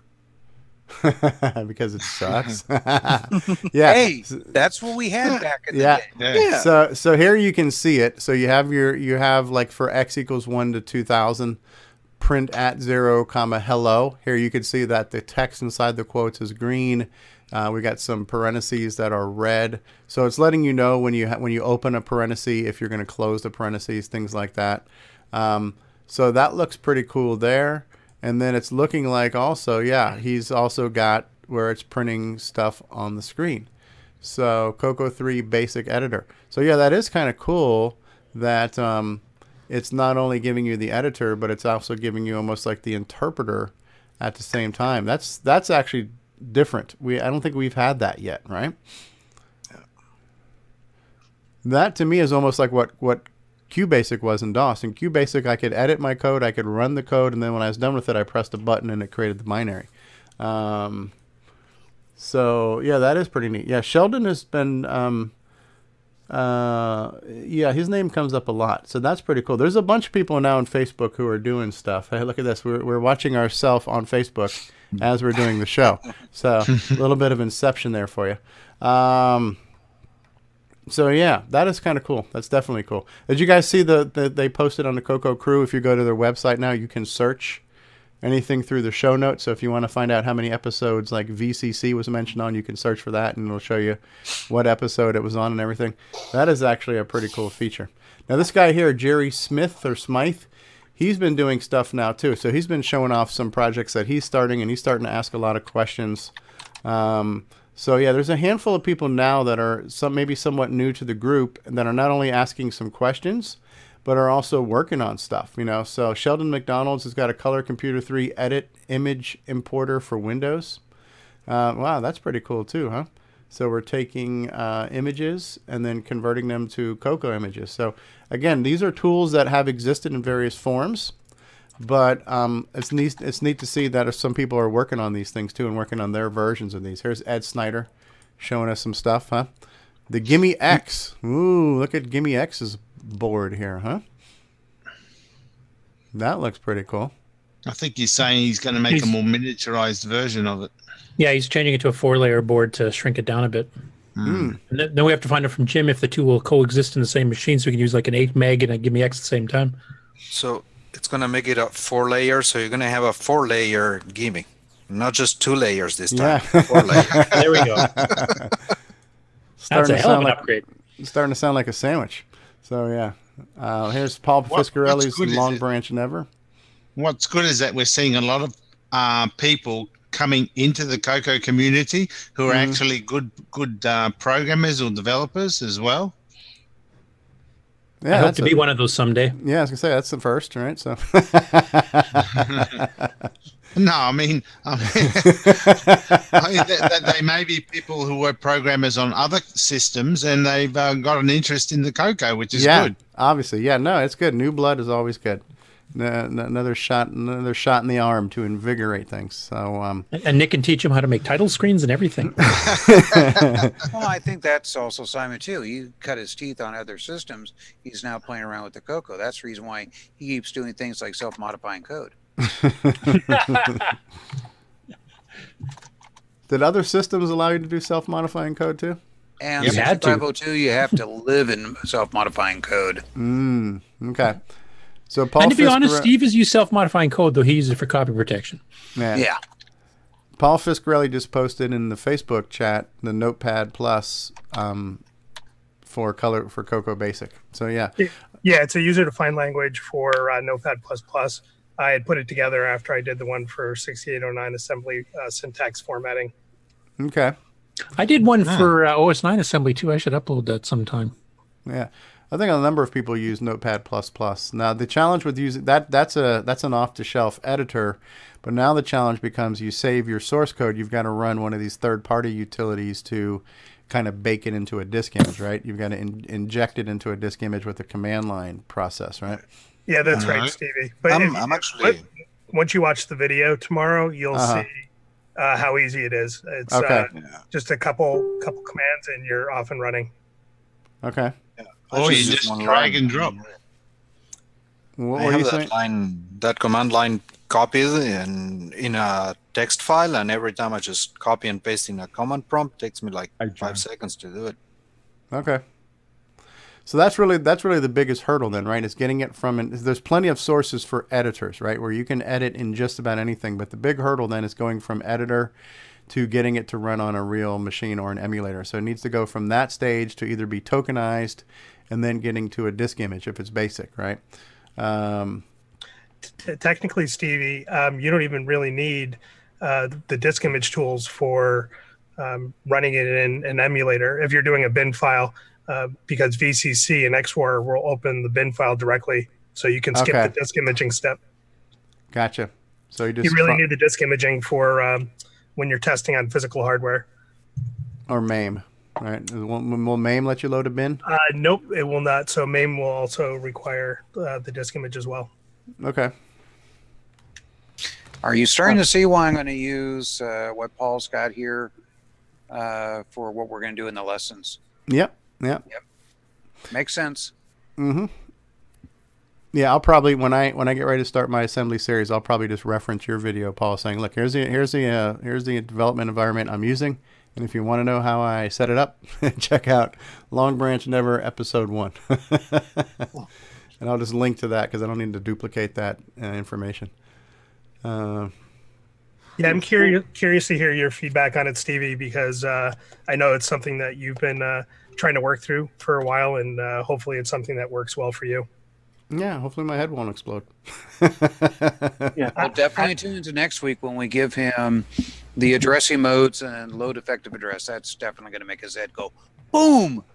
Yeah, when you started talking about the different addressing modes today, Steve, I was just waiting for it. But so I think with Steve, he's the type of person that needs to actually get his hands on it and visually have a reference. And I think once he starts coding, there's going to be a lot of things that just all of a sudden click. And once that happens, he'll be getting into it full swing. Well, it's like learning a new language. You really, really know it when you start speaking it to somebody else that speaks it. So immersion, the whole immersion process. That's right. Exactly. Yeah. Just don't call the sample source code level 2 because Stevie will never see it then. So. Well, I was biting my tongue too. I mean, the addressing in assembly is challenging. Wait until you get into interrupts. That's the advanced lessons that come much later after we get the game done. Yeah. But I got to try and keep interrupts out for a little while. No, I mean, we all know by looking at any game written for the CoCo, if the game was written in assembly, you know that it's fast, and you know that the CoCo is capable of a arcade quality game in assembly. That's been proven hundreds of times. So we know it's fast. I'm actually starting to experience it myself firsthand in small drops, just by like what John Strong has given me, just taking my little crappy game and giving me a couple of little injections of assembly, and you can already see how even that is done. Bruce Moore says I'd like to see some live coding next in the assembly series. Yeah, we could probably do that. That's about 2 weeks. Especially once we get that, once I get the environment set up.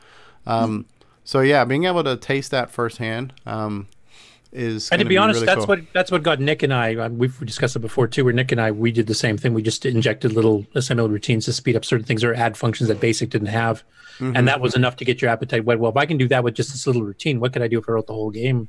For the whole program? Yeah. Well, when the original CoCo came out, all there was Color Basic. There was no extended Color Basic yet. Mm-hmm.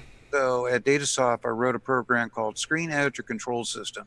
One, it allowed you to edit a line on the screen,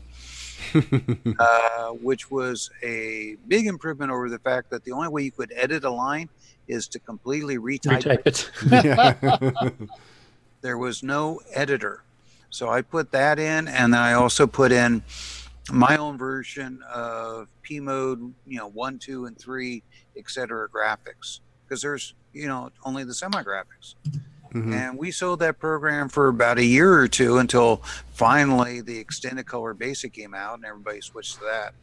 But there was a few user routines I built into it too that were made easy to call to improve the stuff. So it was kind of like what John's been doing with your video game. I had put some stuff in there to speed things up for somebody trying to do the stuff. But meantime, I was off writing Megabug. And the rest is history. Mm-hmm.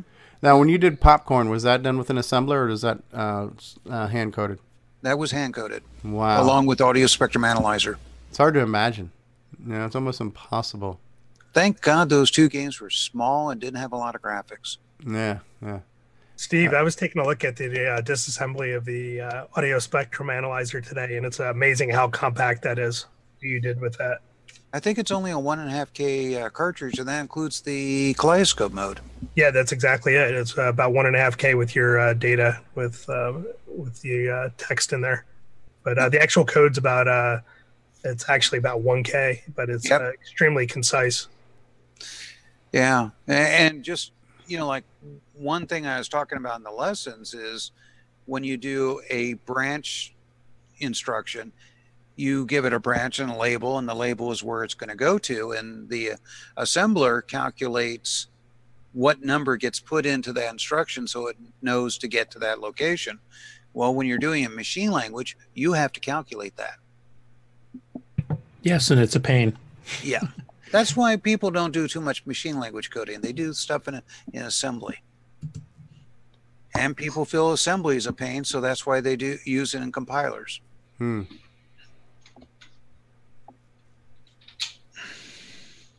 there you have it. Well, hopefully 2019 is going to be the year of assembly content. Also, I wanted to mention, I don't know if Rick mentioned when he was on earlier, but he's starting to fiddle with the 609 too, so might see some interesting stuff coming out of Rick in the future. I was hoping to keep him off that because I don't want to lose another person to that processor. Well, it's either that or the MC10, so take your pick, Steve. No, there is something about 6809. It's the processor that's in there, and it's a machine, and trying to go to the 6309 is a little bit of a cheat or whatever. Of course, I'm also singing the praises of Ed's sound chip and his new multi-pack, so that's a cheat. I guess a lot of things are a cheat. Yeah. Well, I mean, by the same token, would you want to stay on the 8088 instead of having like an i7? Yeah. I mean, I left the 8080 processor and went to the Z80 and stayed there for a little while. And then I ran into this little thing called the 6809, and I stayed there for quite a while. But my next step up was 68000 with the Sega Genesis, the Amiga, and I think there was another few systems in there too, besides the Mac.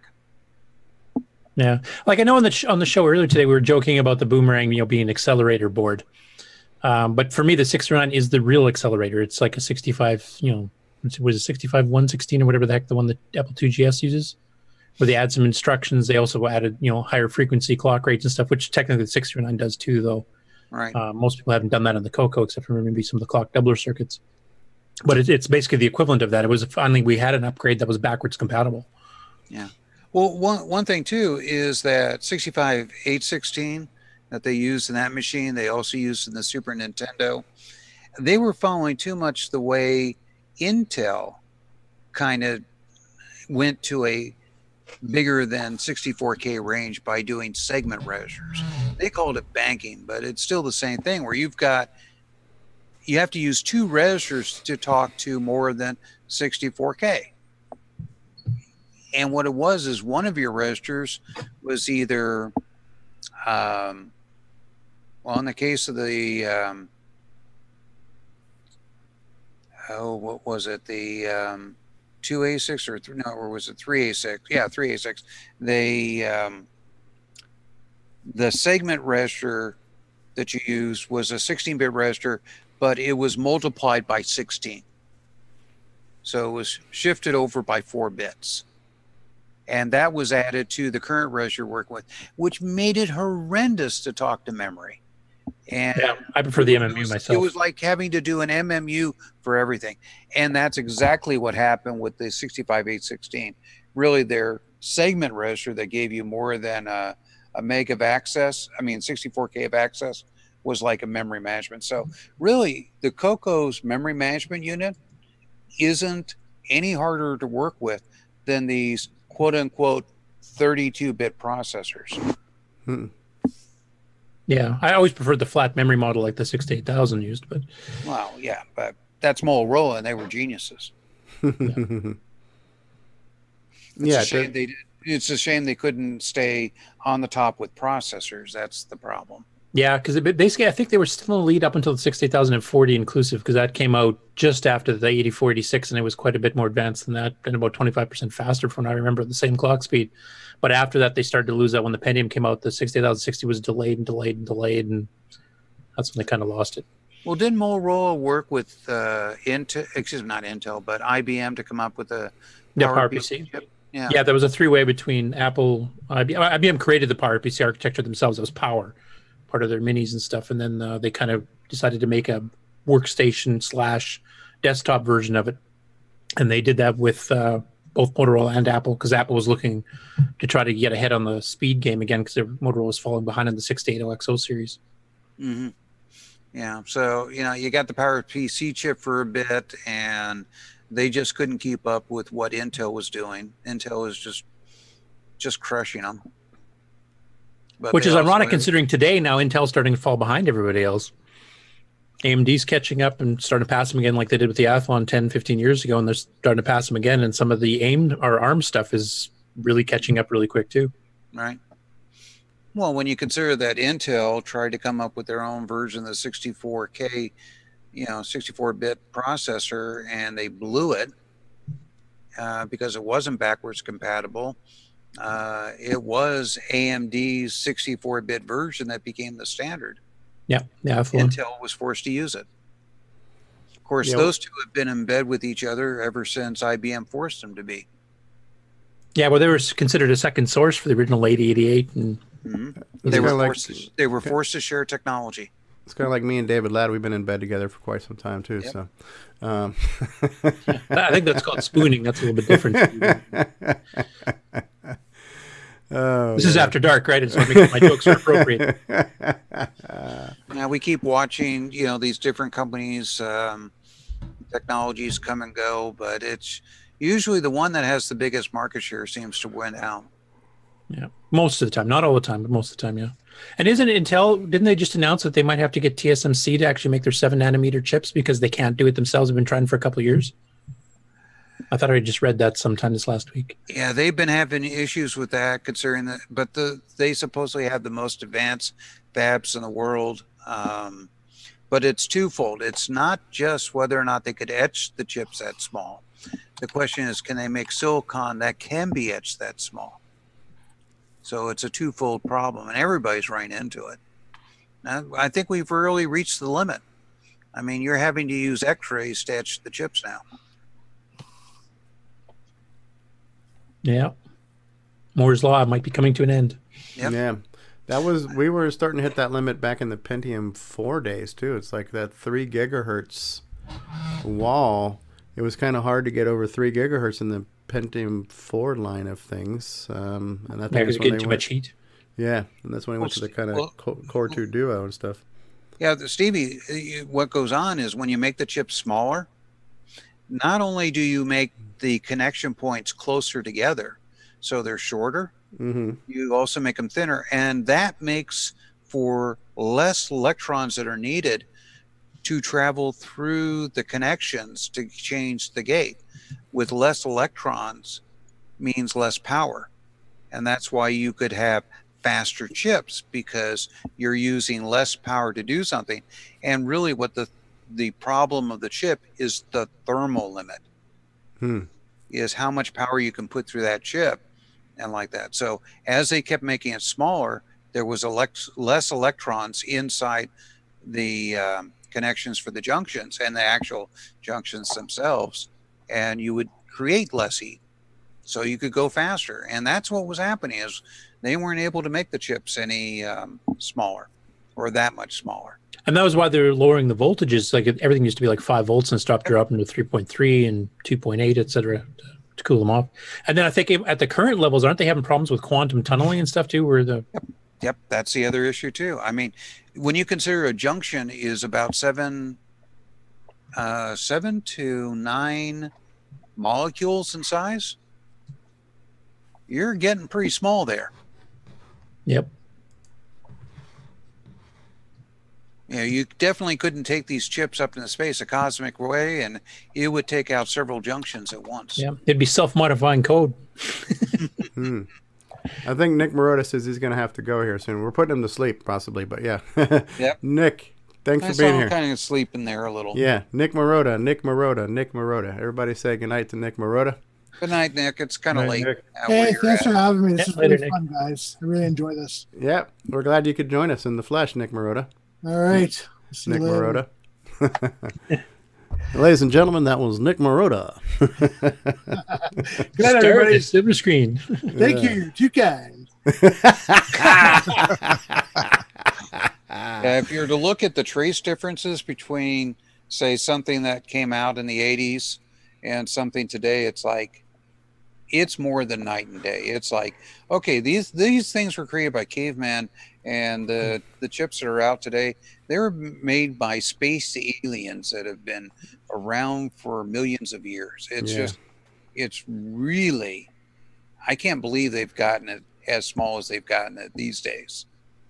And those, my hat's off to those engineers, because they are doing incredible stuff. But yeah, because even the engineers themselves over the last few years, I thought we were to hit the limit, and they keep managing to push it, just a little bit more. Do they have to make the engineers smaller to make smaller processors? well, that's why they're going to Japan and China. Oh, come on. So, next we have Pygmy Warriors or something we'll be doing. You know, they've got the smaller fingers so they can use their virtual tools a little bit more with finesse. A researcher announced sometime this week, I didn't read the article, too busy, claimed they'd made a transistor with a single atom. Mm-hmm. So they're working on it. Wow. So now we're getting to atomic level molecule size. Subatomic at this point. All I can say is, how can you make a transistor a single atom? Because you have to have doped silicon that's either of positive or negative value, and you need several electrons together to make that positive or negative substrate. So I don't see how they can do it as one. Doesn't an atom have a proton and a neutron? Yeah, unfortunately, I didn't have time to read the article this week. Yeah. But a lot of the stuff researchers say is not really practical. You know, yeah, we got it to switch state, okay, but yeah, pretty soon they'll be using the spins of quarks or something. Oh, yeah, then the problem comes now. We're having nuclear processors, and all you need is somebody to hack your CPU and turn it into a nuke and literally nuke your system, right? So, no, what we need to do is quantum entanglement. Yes, because then you could sit there and change the state of one atom here, and that atom that's on Mars will change at the same time. So you have instantaneous communication. Yeah, because part of the speed of the chips now is we've got them smaller, so they've got less, less room to travel. Not room, but less distance to travel for electrons. But if you entangle stuff, you can have it instantly, even if the processor is like 5 feet wide or 5,000 miles wide. It's instantaneous change of state between the two if they're entangled. Are we getting into multiverse type stuff here at this point, or what's going on? Not just quantum mechanics. That's all. It just works here. It's just one of the weird things about quantum mechanics. Yeah, the part Einstein didn't believe. I'm with Einstein. I'm starting to wonder about some of the stuff that they're, they've come up with these rules for quantum mechanics, and it's all based on math and numbers. I'm just wondering, could somebody made an error somewhere in there? Well, the quantum entanglement we've actually demoed, though. I mean, that's actually been in practical use, so there's got to be some truth to it. Yeah, I'm just saying that some of the stuff, after a while, you start wondering, is this really built on a house of cards where somebody got the numbers wrong? Did one of the scientists drop acid before he wrote that? Yeah. Exactly. Oh, Lord have mercy. Yeah, we don't need to open up a rift in the space-time continuum just to get more speed in our CPUs. All right, that's all I'm saying. Mhm. So Now you understand why they're doing a lot of parallel processing. the multi-core and all that kind of stuff. Yeah. Oh, yeah. Where you break the task into multiple subsegments, threads, and Yeah. Well, look how many tasks they run simultaneously on these new advanced video cards. You know, they're talking about 2,000-3,000 shaders running at once. yeah, all in parallel. Ludicrous. The only thing I do there is you got to worry about dependencies between them as which ones. Well, it's like branch prediction type of thing. Sometimes it works really well, sometimes it doesn't.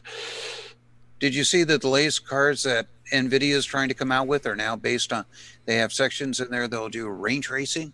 Yeah. In real RTX line. Yep. And how everybody is definitely poo-pooing them for doing it? Why? Well, the software's not ready for it. What do you mean? Software's still texture mapping. Yeah, all the games and stuff are all based on texture map. They need the drivers and stuff and the software that actually knows how to do ray tracing. Because most games are not designed to use ray tracing right now. Yeah, but there is somebody that's going to use it. When you say ray tracing, you mean vector? Like? Well, no, we're talking ray tracing as in like Pixar animation. Oh. Yeah, where you're calculating like light sources and shadows and stuff and how everything reflects off everything else. And it's really complex scene setups. Ray tracing came back trying to understand. Well, remember when they started telling the people they couldn't test nuclear bombs anymore? Well, ray tracing was a way for them to use a computer model to predict how their atomic bombs will work without blowing them up. And then it got used for making real three-dimensional environments with light and like that. And of course, Pixar made Toy Story out of it. And from what I understand, the new Millennium Falcon ride that's coming to Disney at their Star Wars land is going to use ray tracing for the simulator. So when you look out the window, because of the ray tracing, you're going to think that you're looking at a real environment, not something that's computer generated. It's got 7 graphic processors generating the screen. Yeah, because right now everybody cheats with triangles and texture maps, which gives you a close approximation. But if you remember, like in Doom, because they use the way they use texture map, when you got really close to wall, the pixels got huge because it was just taking that map and zooming it up type thing. And with ray tracing, you would get full detail all the way down. It's almost like fractals. That's vector graphics are like that. It's totally different than vector graphics. Well, what I mean is, if you as far as being scalable, yeah, scalable, vector. yes, yeah, you can do that, but we're still talking about totally different technology. Yeah, I know. But The cool thing, you can take, like the skin, the reflections actually part absorb, someone's different, and they can do all these other things by understanding the material that the light is hitting and how it reacts. Yeah, what its refraction rate is and reflection rate and everything else. It's intense stuff, and it takes days to run on a CoCo because we have a few ray tracing programs on the CoCo 3 back in the late 80s. Chet Simpson did one. We've seen the demo with a crystal ball bouncing up and down in front of a field with a checkerboard ball and a checkerboard bottom and light source off in the distance. And you can see the reflections and how they bend around the globes and stuff like that. But it takes hours and hours and hours to run. And now you're trying to do like a 60 frame per second super high resolution game with it. Yeah, well, some of the demos I've seen of the new NVIDIA stuff with the ray tracing, they're showing the new Stormtroopers and they're showing that Chrome Stormtrooper and stuff. And they've got these demos that you can actually, like in virtual reality, pan around and see all the shiny reflections off of the Stormtrooper helmets and the Chrome Trooper and stuff. And it looked really cool. Yeah. And that's all like real-time stuff. So yeah, it's amazing stuff. And if they actually keep the speed up and they can actually get developers to start doing it, you're going to see some incredible games. They'll just blow everything out of the water graphically. Yeah. I think in about 5 years is when we're going to really start seeing them utilize it, once there's enough cards out there and like that. But yeah, because does DirectX directly support that even yet? No, I don't think so. I don't think so. Well, that's the other thing too. You got to get it. So there's common Steve, APIs. Steve Powell says, "What P mode are we talking about?" On the CoCo, if you want to do it in real time, probably about 2x2. Yeah. P mode R for race. So yeah. By the way, that Millennium Falcon ride that's going to be at Disneyland and Walt Disney World, the way you get into the simulator, you actually run up the ramp on the back of the Falcon. Neat. So you are actually boarding the Millennium Falcon, going through the Millennium Falcon into the cockpit. Cool. And the way they've got it set up is they've got all these cockpits that are in a circle. And when you get in there, that cockpit is looking at screens in front of it, and et cetera. And it shifts one way and another cockpit slides in. So the next group of people run in to the Millennium Falcon. Oh, load wow. up and go. So that's how they're able to keep the numbers up. But you basically, your party of 6 goes in together to get into the cockpit to fly the machine. That's cool. And then when you go to leave, you do this. You kind of do the same thing. You run down the ramp again, huh? When you get out. Yep. It's basically it's every Star Wars fan's wet dream. Absolutely. Yeah. I used to do that with Project Nebula. I used to pretend like I was in a Millennium Falcon. I had my whole desk set up and I had chairs and I had all kinds of stuff where I'm flying and shooting TIE fighters and things like that. I had the exact same thing. I had this big, ugly 70s green plush chair with these big, huge armrests, and I actually taped the joysticks on both sides and just flying around. Of course, the thing is, unlike the set back in the 70s, all the rocker switches on this one work. They all do something. Well, that's hardly authentic. Yeah, right? Yeah. Wonder if he's going to have the little chrome dice hanging from the thing, too. And the Wookiee screaming at you in the back. Yeah. So. Well, you know, when they were building the cockpit, they bought broken switches because they were cheaper than working switches. Has anybody seen the Solo movie? The Han Solo Solo movie? You saw it, Diego? Yeah, I did see it. And what do you give it a thumbs up, or would you recommend it? Actually, if you ask me what happens in the movie, I don't think I can tell you. I don't think I remember. That memorable. Yeah. Yeah. Was it too busy? No, I don't think it was too busy. It was just not inspired. I don't know.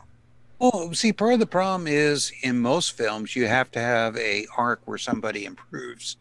Well, if you remember Han Solo at the beginning of A New Hope, he was a scoundrel. All he cared about himself. In other words, he was pretty down low. And by the end of the film, he helps Luke blow up the Death Star. He improves.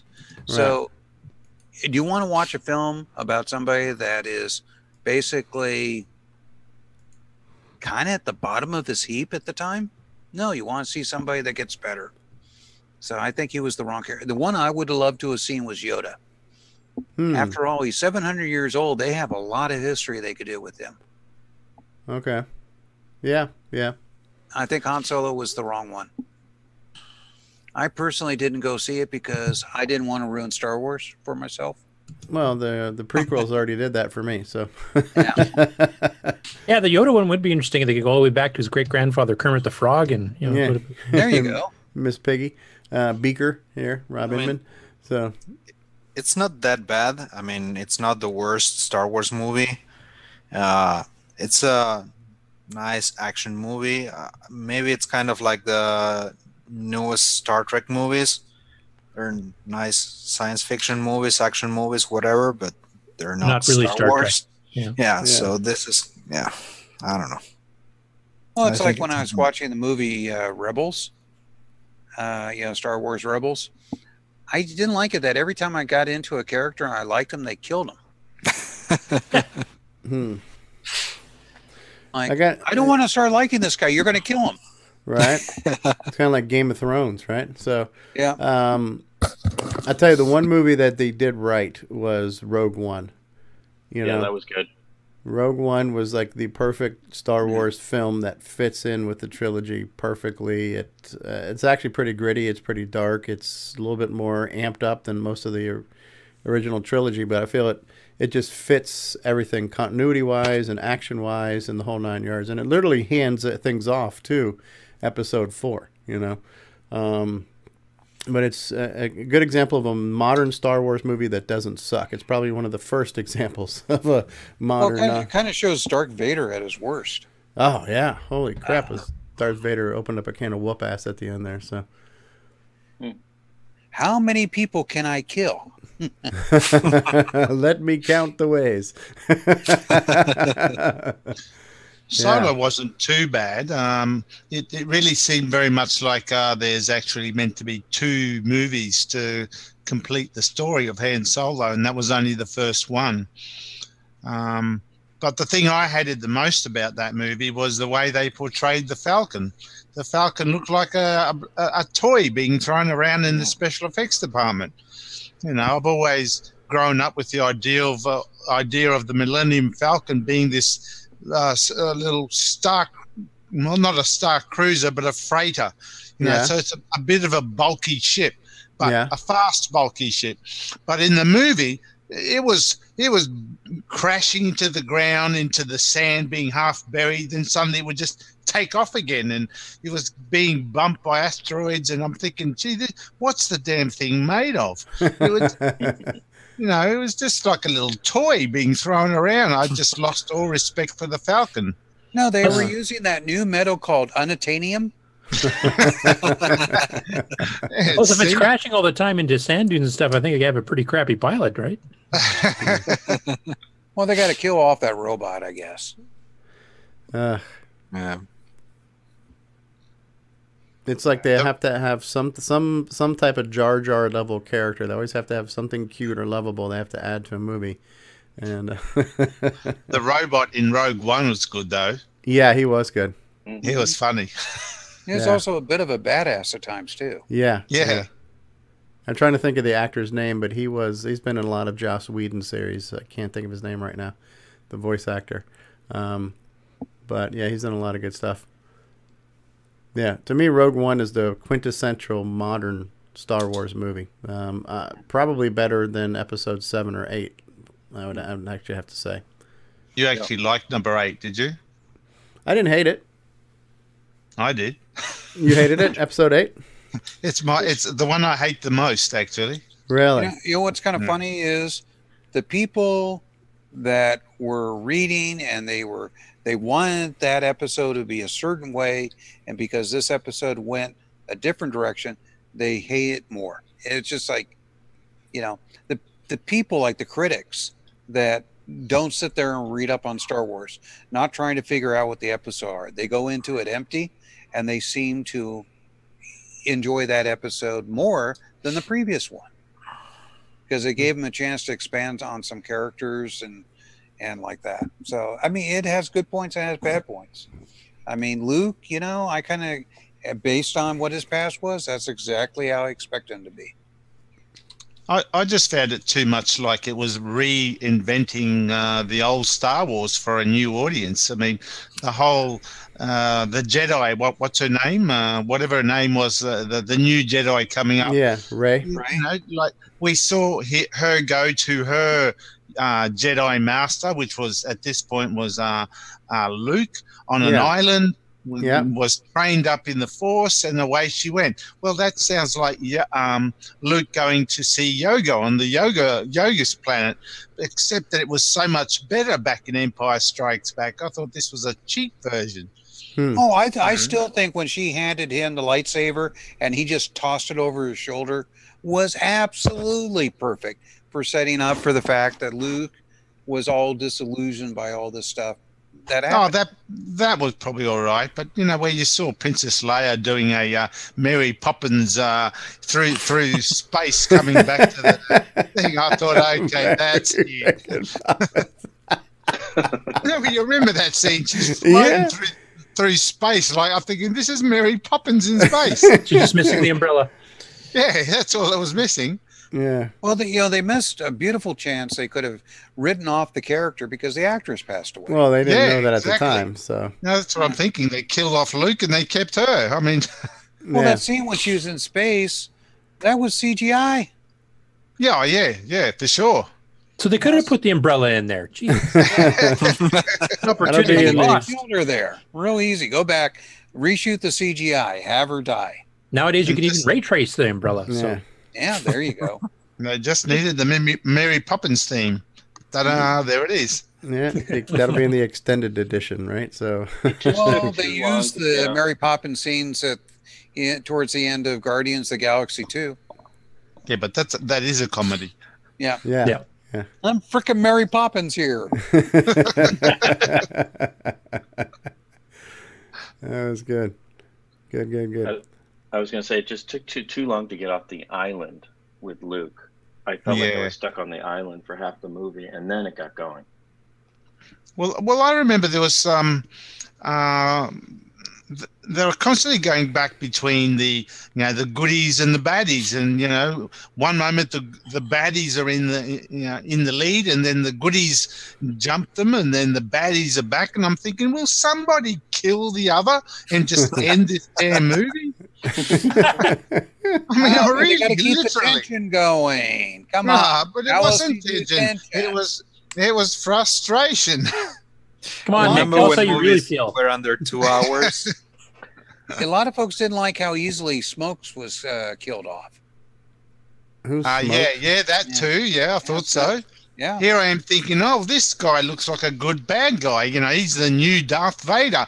Well, the sudden popped up. He died quite easily. I'm thinking, well, that wasn't much. Yeah. That's now possibly like a cliffhanger, right? For he might be reincarnated. Did you see Jim's comments in the chat there, Stevie? He says Nick is funny, huh? No, the other one after that too. Get him wound up more often. It's not that hard. Yeah, right. Yeah, I know. Just talk about floppy disk drives. Talk about running OS 9. And let's not talk about that green, the green milk. What was that scene where he goes over and he milks the thing, yeah. Milks this thing. I'm thinking they had blue milk in episode 4. Yeah, it's a tie back. It's a tie back to the first one. Where I thought it was some tie back. Yeah. Okay. Yeah. Where does blue milk come from? Well, apparently it comes from some type of freaking sea manatee on a Jedi island, right? So. And green milk is what, Yoda sperm? I don't know. No. What it is in that universe, milk is blue, and women don't wear brassieres. Actually, what it is nobody wears undergarments. So it has some redeeming qualities, is what. The thing is, the previous Star Wars, the original Star Wars, I should say, episodes, 4, 5, and 6. Yeah. I mean, it was, you saw Star Wars and you saw Empire. Well, you didn't know that Empire was going to come out at that point, I suppose, but Empire came out as a logical progression of Star Wars, and then when Empire ended, we sort of knew there was something bigger to look forward to. You are my father and all this business. You're wondering where it was going to end up. You were looking forward to the 6th movie. These last few, 7, 8, and whatever they're up to, 7 and 8. Mm-hmm. I don't give a damn about what comes up next. I'm not interested. There's nothing I'm really expecting to see. What you're going to find out in episode 9, the real bad guys are the ones that have had the First Order and whatever the rebel, whatever that faction is, fighting so they can sell them ships. You're going to find out that's really the bad people in the universe. It took them 3 movies to then. The real bad problem is Capulus. So episode 9 is the capitalist strike back, or yep, that's exactly what it is. That's when the Ferengi come into it. Oops, sorry, wrong series. I gotta say, listen, I grew up. I consider myself much more of a Star Wars fan growing up, but that was based on the original trilogy. Yeah, me too. However, as I'm older and as I'm revisiting Star Trek, I think I am much more now of a Star Trek fan than I am a Star Wars fan, because I feel like the prequels have ruined the universe for me. The episode 1, 2, and 3 completely ruined it for me. You know, I don't know. I'll always be a Star Wars fan. I will watch whatever they make. But to me, the movie began 4, 5, and 6. 4, 5, and 6 is where it began and ended. And unfortunately, those movies were so good, it's just impossible to recreate anything to recapture that magic. You know. I think they did a good job with the novelizations, though. Yeah, A lot of those books were good. The only problem is they're not. I forget what they use for the term for those books, but they're not fodder. They're not canon. Yeah, they're not canon. They're legend. That's what it is, legend. Right, and the reason why they're not canon is that in that universe, Chewbacca died off, and they wanted to bring Chewbacca back to the continuation. So also, Han and Leia's families were quite a bit different. Yeah. I tell you another good universe that is also not canon, but the original LucasArts video games, like Shadows of the Empire and Jedi Knight 1 and 2, they really told a lot of the great stories of the Jedis and the Sith and all kinds of stuff. And those were not only fun games to play, but they really kind of perpetuated some good stories and some good characters that never made it to the big screen, you know? Well, there are some good stories when they start going back to the Knights of the Old Republic, you know, 1,000 years ago. And those would be great to bring forward. But they just don't think the modern movie audience would be interested. But they are exploring that with a series they're bringing out to Disney streaming. Yeah, that's the thing. I mean, I think a series like that really might be a good, like a Netflix type thing. Yeah, you know what I would love to see too, like you mentioned that Solo. Actually, one of the reasons why newer Star Wars movies, or even the prequels, one of the reasons why the prequels I don't think did as well. Number one, there's no surprise, like you mentioned. There's no arc. We know what happens, so there literally is no surprise there. But also, I think what really made the first 3 Star Wars movies good was the Han Solo character. You know, you have that anti-hero, and all they have done is try to make a Han Solo-ish character. They've kind of crowbarred one in, but there really is only one Han Solo, you know, and Han Solo is, you know, Harrison Ford. So the Solo movie, the Solo movie was already known, I guess. I mean, we heard all about, you know, the Falcon. He made the Kessel Run. Yeah, all those little the backstory that we heard in the movie number 4, they're all in there. So the Solo movie actually did cover all those up to a point. It doesn't cover the Jabba the Hutt era, and that's why I say there's still really another movie to go. Oh yeah, like whatever he was smuggling that got him into trouble.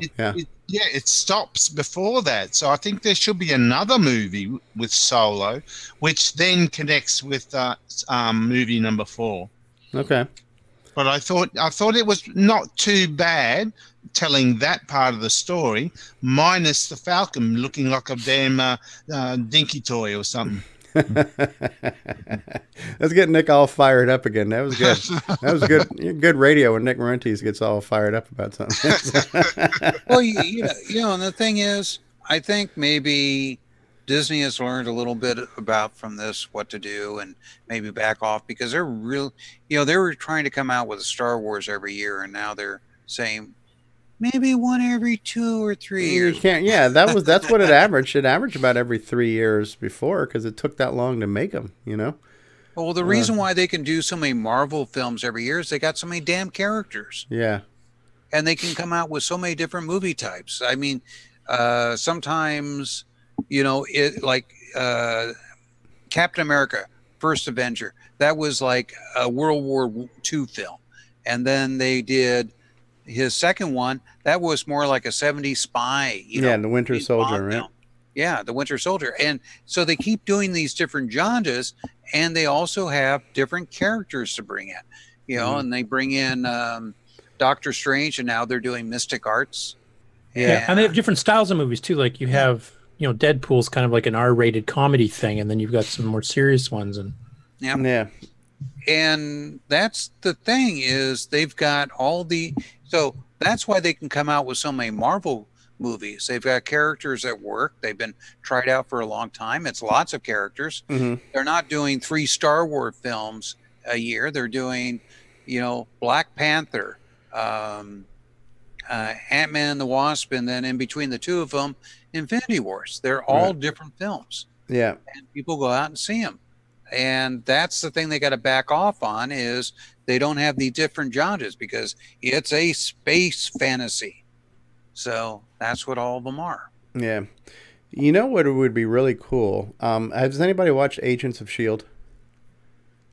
I did at one time. Yeah. I did. So, I mean, Agents of S.H.I.E.L.D. is a pretty good, and I think they're on like season 5 now, but Agents of S.H.I.E.L.D., it kind of picked up after the first Avengers movie, like when Agent Coulson got killed by Loki and stuff. And so now, Coulson was such a likable character. Everybody's like, man, I can't believe you killed Coulson.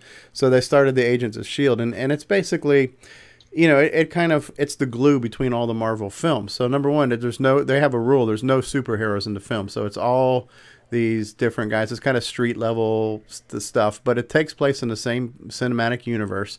Every season picks up where a movie ended and ends right before a new movie starts. So you have these little handoffs between films.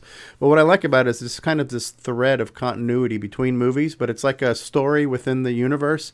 And they're smaller stories, but they're cool.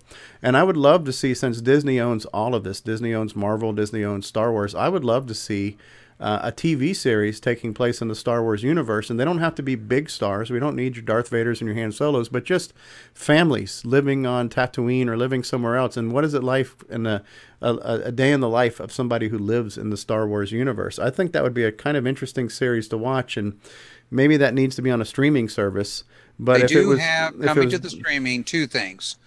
Remember the cartoon series Rebels? Yeah, Star Wars Rebels. Yeah, they're moving that forward, and they're bringing that out. Okay. And they're also bringing out a live action. Okay. And there is also talk about bringing extension in for the Clone Wars. Interesting. So I don't know how far that one's gotten. But the Star Wars universe is so rich. You could take any time period. You could take, going back to episode 4 or anywhere, and you just take something in that universe and just show some stories of new characters that are interesting, that live anywhere in that universe, and just give us a series. And if it happens to weave in between movies or have Easter eggs that tie into old things or new things, that would be great. But I just think there's so much lore and mythology and rich content there that if it's done well, I think it would be watchable, As long as they don't do another Ewoks movie. They were looking at trying to do a show based on the underworld of Coruscant. You know how Coruscant's built on levels going up? Yeah. Well, you've got the underworld, which is where all the corruption goes on. Okay. And trying to do something with that. But once again, it's too gritty. Yeah. For Star Wars. Right, and that was going to be a game too. I think it was one of the last games that LucasArts was going to try to make, was Star Wars 1313 or something like that, where it was this whole underground type whatever. Yeah. So yeah, they've got some stuff coming in the streaming service. So hopefully, they get their act together, and when it does come out next year, it'll be something worth to get. Yeah, I think what Nick is really waiting for is the Christmas Ewoks Jar Jar Binks special. If you want something that's really bad to watch, and you can find it out there on YouTube, is the original Star Wars Christmas special. Oh yeah, I know. You'll never want to see another Star Wars thing again. That was the first introduction of Boba Fett, though, in the animated part. It just shows you how bad television was back in those days. Well, I don't think that they ever anticipated making another movie at that point in time. So there really wasn't any concern of breaking continuity. It was almost like, look, we had a good run, and they're going to give us a few more dollars. Let's throw something together and see if it sticks. Art Carney and B. Arthur. What more could you want? Trust me, almost everybody that appeared in that show was there for a paycheck. You didn't see the quality on the screen. Yeah. Of their acting. It was not there. It's kind of like they walked in the studio, they walked through it once, record it, and I mean, Ed Wood could do a better job than what those guys did producing that episode. No shit. But actually, you know, the one group that's really ruined something for me is Paramount and CBS with Star Trek. Yeah, splitting into two. Now we're going to get Steve all fired up like Nick. Now we're going from Nick to Steve. No, like Stevie. I mean, I started with Star Trek before Star Wars even came out. That was my favorite TV show, and Star Wars to me just never was as good as Star Trek, even back at the originals. That's yeah, I loved Star Trek growing up. I mean, you know, I would sit there and try and on hot days when the inversion level was just right, I could pull in the San Diego station from here in Los Angeles and watch a very static version of the classic series Star Trek, because they didn't have it on syndication in Los Angeles, but they had in San Diego. So I'd always pray for those really hot days when the inversion layer was a lot better, so I could actually That's a whole throwback right there. Just staticky TVs, UHF, VHF, just the rabbit ears, turning the dials and stuff. And oh man, I helped make 2 of the fan films, Star Trek: New Voyages. Mm-hmm. I worked on Enemy Starfleet and K'Tumba, and I hate when I go on message boards and people say, "Oh, nobody wants to see cardboard sets and marbles." Meanwhile, those shows were heavily downloaded. The first episode of New Voyages raised like $5 million for the children of the astronauts of the space shuttle that exploded. I mean, people want to see the classic Star Trek. Yeah. But here's the problem. When CBS and Paramount split, I forget which one of those two says, oh, people are diluting our ability to make money off these shows by doing fan fiction. We can't have that. But that's not what happened. That's not what happened. What happened was there was this one guy who decided he was going to make a Star Trek movie and use the Star Trek property, and he was going around saying, I can make a better Star Trek than Paramount, and then getting professional actors, and then they were selling model kits, mugs, coffee, merchandising, huh? Merchandising. And Paramount said, no, you can't do that. This is Axanar we're talking about? Huh? Is this Axanar we're talking about? Yeah, we're talking about Axanar. Yeah, well, okay, so Axanar they took it too far. But James, who was doing the New Voyages, was kind of glad to get out of the fan films, because for him, it got to be too much politics, too many people stabbing him in the back, and he was glad to get out of it. But he was able to turn his sets into a licensed tour. So you can go up and see the sets in upstate New York and take a tour of the original series sets laid out exactly like they were in the Disney Studios. That's cool. Yeah, but Paramount, or both of them, really shut it down, because like you can't use actors from the TV or movies. You can't do this, can't do that. It was can't use makeup artists that worked on any of the shows. You can't use costume people that worked on any of the shows. Yeah, which kind of put James it out. really makes you. But how can you enforce that unless those people sign new contracts? If you did something in the past, and you did something for Paramount in the past, and you want to do a fan film now, how can Paramount enforce that actor to not take a new role unless they have some type of contract saying we won't allow it? I don't think they can enforce the actors. What they would enforce is the fact that you're using our trademark characters. Right, you can't use. That's the excuse to say I'm not letting you do it. Right. Oh, and there's one more thing. That actor wants to work in the business. Yeah. They will don't piss off a big studio. Don't piss off a big studio to do an indie project.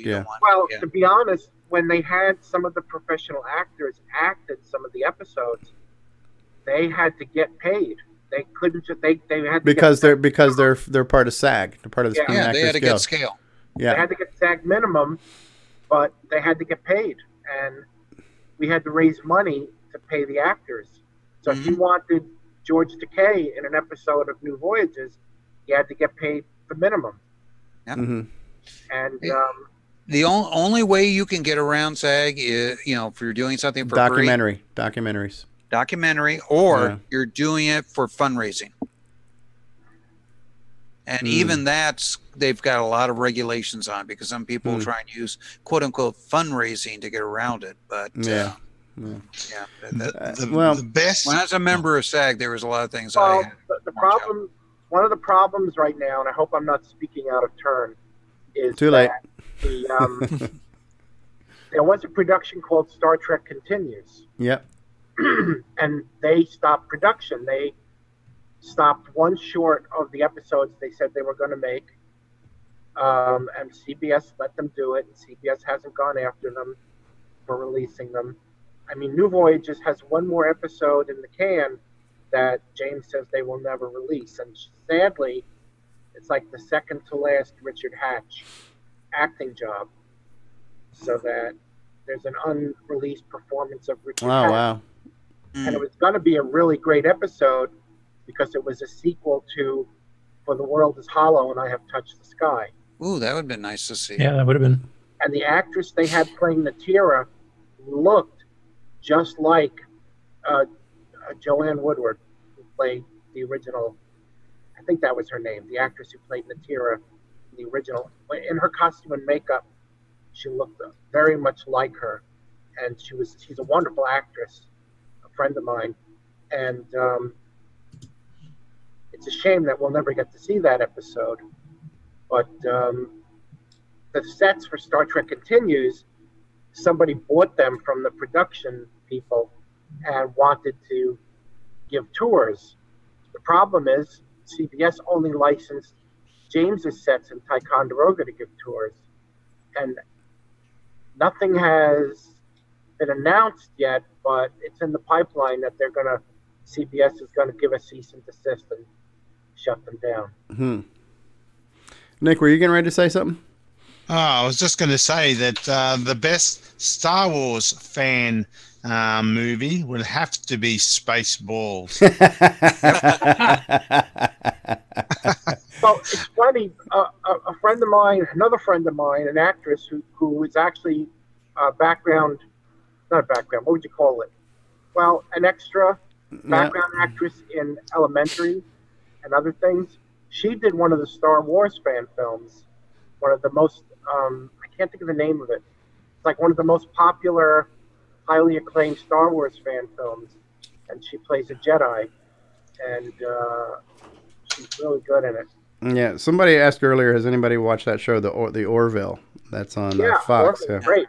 Yeah, so another friend of mine worked on... Okay, just so you know, Al, I'm cutting you off after friend references. This is your last one. Okay, all right. So he's the guy from the Trekkies movies, who also worked on Galactica, and he did some of the special effects for the Orville. Unfortunately, the second season they're taking the special effects to a different firm, and he's not going to be working on it for the second season. And I can't really say what this is, but I've heard rumors that the second season of Discovery is going to have some nice surprises in it. Well, that's the thing is, what CBS has put together for Discovery, I'm not interested in. And they're going to have to do, let me finish. They have to do a lot of work to get me interested in Picard's new series. Yeah, A good surprise will be that they put some Star Trek in it. Yeah. Well, yeah. The surprise would be Jar Jar Binks is the first guest star. Now, in the trade rags out here in California, there are rumors that Paramount and CBS may remerge again because Paramount is doing really bad. They've had some movies come out that have been real stinkers, and they're having problems getting investment, especially from China. So they may go back to CBS to make it easier to get financing. I'll tell you, the one thing I don't like about Star Trek Discovery, which is a new current series, is that it's supposed to take place like 10 years before the original series. but all the technology just seems to be so much more advanced. To me, that's a huge break in continuity, and I know part of it it's hard not to do. We're now in the 21st century, and audience expectations are higher. What we expect to see in a sci-fi show is higher, but it just, to me, it's just like prequels. Well, that's one thing, and the second thing is it's what I started commenting about. Star Trek New Voyages, Star Trek Continues, Star Trek Exeter, Star Trek Farragut. Your point is? You can do stories based in the original sets and costumes, and it still works, and people still watch it. Yeah. But see, the thing is, for the audience, they've seen Deep Space Nine, Next Generation, Voyager. They've all kind of moved forward. Technology's moved forward. Let's move the series forward a little. Well, if you look at the whole story arc of Discovery, with minor changes, it could have been set after Nemesis. It could have easily been set in the future of the Next Generation, franchise. It didn't have to be a prequel. There was nothing about the story that required it to be a prequel. Other than Sarek as her instructor. Right. Yeah. So. Sarek and the woman. All you had to do was kind of change those characters. And who besides me caught this? When I started rewatching the original series in season 1, the first time we see a Romulan, who's the Romulan?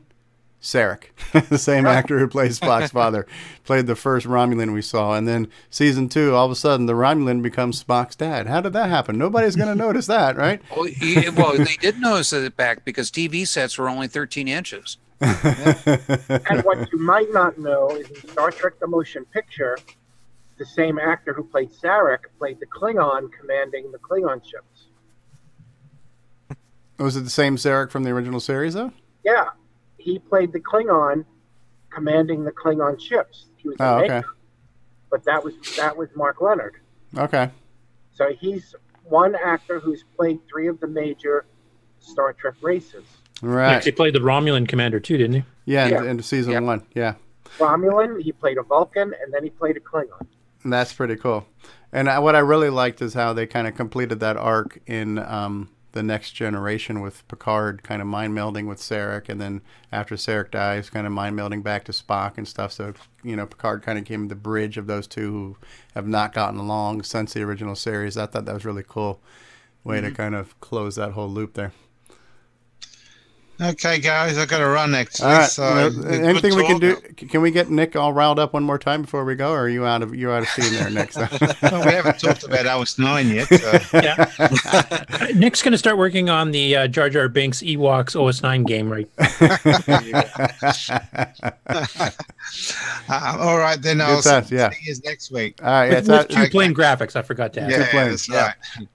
Written in OS 9. Yep. On a ROM cartridge. On ROM cartridge. Okay, live long and prosper. Yeah, Nanu Nanu. Nanu and Shazbot to you. Bring us the CoreDUMP. May the force be with you. Hey, ladies and gentlemen, Nick Marentes has left the building. And from Spaceballs, you're nothing a bunch of all assholes. Yeah. That's right. Let's be with you. I know she's switching from suck to blow. All right. See you later. I'm Barf. I'm my own best friend. Of course, you've got to love it at the end of the movie when the top of the maid lands on the beach. Yeah. And the Spaceballs are crawling out of the nose. Yeah. And the apes are saying, it's Spaceballs. There goes the planet. See you. Bye. Take care. Yeah, see you, Nick. A lot of pop culture references there. So. Yeah. I have to admit, probably one reason why I really love the movie is that I got a $10,000 donation out of them for Boys and Girls Club America. Oh, nice. I own back then the rights, the trademark to a game called Spaceballs. And they wanted to make a reference in the movie, so they had to get to the rights to my thing. And I said, okay, donate $10,000 to Boys and Girls Club. And they said, okay. I thought they would want to knock it down a bit, but still, they did that. Somewhere I got to find in my collection, I've got a nice letter from Mel Brooks thanking me for being so generous. Wow, that's neat.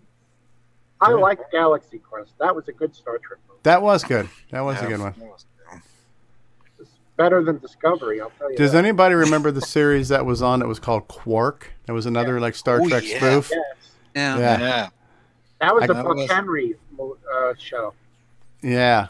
That was Buck Henry, I think. That was interesting. I don't remember most of the episodes. Richard Benjamin. Yeah. They had the two girls that did the chewing gum commercials. My brother and I were in love with them. The Doublemint twins? Doublemint twins, yeah. It had, what's his name from Mork and Mindy, who played the father. Okay. A character called Palindrome. It was like their boss. Who played, what, Mork's dad, or? Yeah, the guy who played, that played Mindy's dad. Okay. No, Mindy's dad. I was thinking, I don't remember Jonathan Winters in that. So No, not Jonathan Winters. And then they had that one character who couldn't decide if he was male or female. I don't remember the show. I just remember it being on. I remember maybe seeing one episode as a kid, and I thought it was kind of cool that there was a, another Star Trek parody series. So it's been attempted in the past. So, if you want to see some really bad, TV, look at the pilots that Roddenberry created after Star Trek, like Generation 2 or something like that. Phase 2. Planet Earth. Yeah. No, Planet Earth, Genesis 2, Earth 2. You can get them all. There's like an on-demand. Warner Brothers, I think it's Warner Brothers, has an on-demand. And you watch the episodes, and you can see how he took a little bit of this of Spock and a little bit of McCoy and a little bit of these different characters and kind of mix them together. Well, It wasn't any attempt to be original. Huh. It's funny that Elon Musk wants to do that Hyperloop. In that Roddenberry show, they had a subterranean train that was just like the Hyperloop.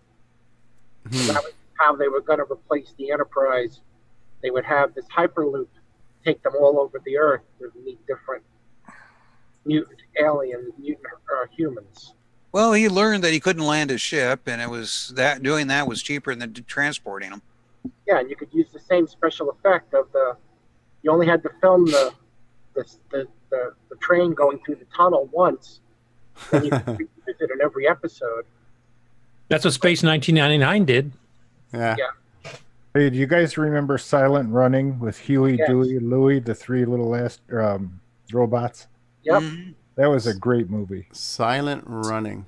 Yeah. I'm going to go. It's quite late It here. basically had a very strong ecology. Bye, Diego. Take care, Diego. Take care, everybody. See you, Diego. Live long and prosper. There were real paraplegic men in those suits that had no legs. They just walked on their arms. It was great.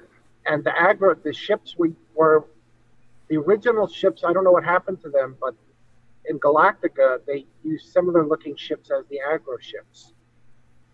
Yeah, they had the domes. And then you remember the show The Star Lost? No. From Canada? Nope. Well, that was starring Keir Delay from 2001: A Space Odyssey. And I met Keir Delay in 2016 at Trek Ticonderoga, the Star Trek. Do you have any friends who were maybe in that production by any chance? No. unless you count Keir Delay. When I met him, I said, I remember The Star Lost and I enjoyed that show. He says, I'm shocked. Most people don't remember that. It's a very low-budget Canadian science fiction show. What was it called again? The Star Lost. Star Lost. I do kind of faintly remember that. Is that a CBC production? I can't remember now. Yeah, I don't know. It's on YouTube. The premise of the show is there's this giant ship, and it's flying into a sun. And what happened was the command crew is dead. And the people in the various domes don't realize that they're on a starship, that they're in space on a generational ship. And a couple people figure it out. They're trying to get the command of the ship so they can divert it away from the sun, but they can't seem to do it. And so each episode, they go to a different dome trying to get help to to save the ship. And each dome has a different kind of, like one people are like the Amish, and another one is like medieval England, and another one is far future, and another one is filled by like bees. It's like giant bees. Each dome has a different ecology. Gee, it sounds like whoever designed the ship was a TV producer trying to come up with some sort of episode type of program. Yes. Shades of Stargate SG-1. Oh, I like Stargate. Something else. There was another series I was trying to think of, but it just slipped my mind. But Johnny Quest. Johnny Quest. Yeah. They're talking about doing a live action Johnny Quest. Oh yeah. They're always talking about doing a live action Johnny Quest for 20 or 30 years now. Yeah. It really makes you wonder, though. Are you going to do it right? Are you going to do it justice, or is it going to become like the Baywatch movie, where it's just is everybody going to stand still and their lips move? Was Johnny Quest the one where it had like human lips inside the cartoon, or that was something else? No. That was Clutch Cargo. Yeah, that's right. There's a couple other shows at that time that did it too. A really high quality Hanna-Barbera show. Had great music. No, yeah, Johnny Quest was great. I remember they had the professor and Habu or whatever his name was, and all kinds of stuff. The reason why Johnny Quest had so much money, it was primetime, Sunday nights. So it wasn't Saturday morning fodder. It was. Well, the Jetsons and the Flintstones are primetime also. They weren't made as Saturday morning children's shows. Yeah, but still, they had a lot. They were trying to make it an adventure show. It was a lead-in most of the time for whatever Disney show was on Sunday night, whether it be The World of Color or something like that. The Wonderful World of Disney. Yeah, I remember Mutual of Omaha's Wild Kingdom. Well, see, when Disney went to NBC, it was The Wonderful World of Color because NBC was owned by RCA, and they were trying to sell color TVs. Yep. Yeah, we first got a color TV in our neighborhood. We had kids over all the time. We watched Star Trek and the Flintstones, and it was the hit. We had popcorn. Everybody was around the TV. We had the TV with the flat on the top and the bottom and round on the sides. Yep.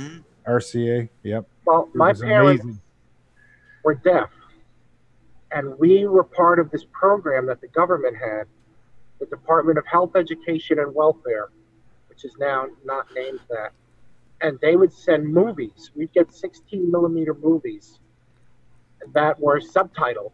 Oh. We had a movie projector, and we'd have everybody in the neighborhood over to the house to watch Disney movies, James Bond movies, 2001: A Space Odyssey, Hitchcock movies, anything. We would get a catalog every month, and my dad and I would pick out the 4 movies for the month. And each week we'd get one movie, and we had to mail it back by a certain time. Sounds like an old version of Netflix. Yeah, very much like that. Yeah. Well, I've got you beat. One of my family friends was the editor, the main editor for Walt Disney Productions during the time that Walt was still alive and a little bit past his dead. So we got to see in his backyard, as they were released, the new Disney films. Nice. And anything we wanted to see from the catalog. And we weren't talking 6-millimeter prints. We were talking full, 35-millimeter prints that they'd show in the theater. Cool. So, yeah, it's just like, we could go to the theater or we could go to his backyard and see it for free. What are we going to do?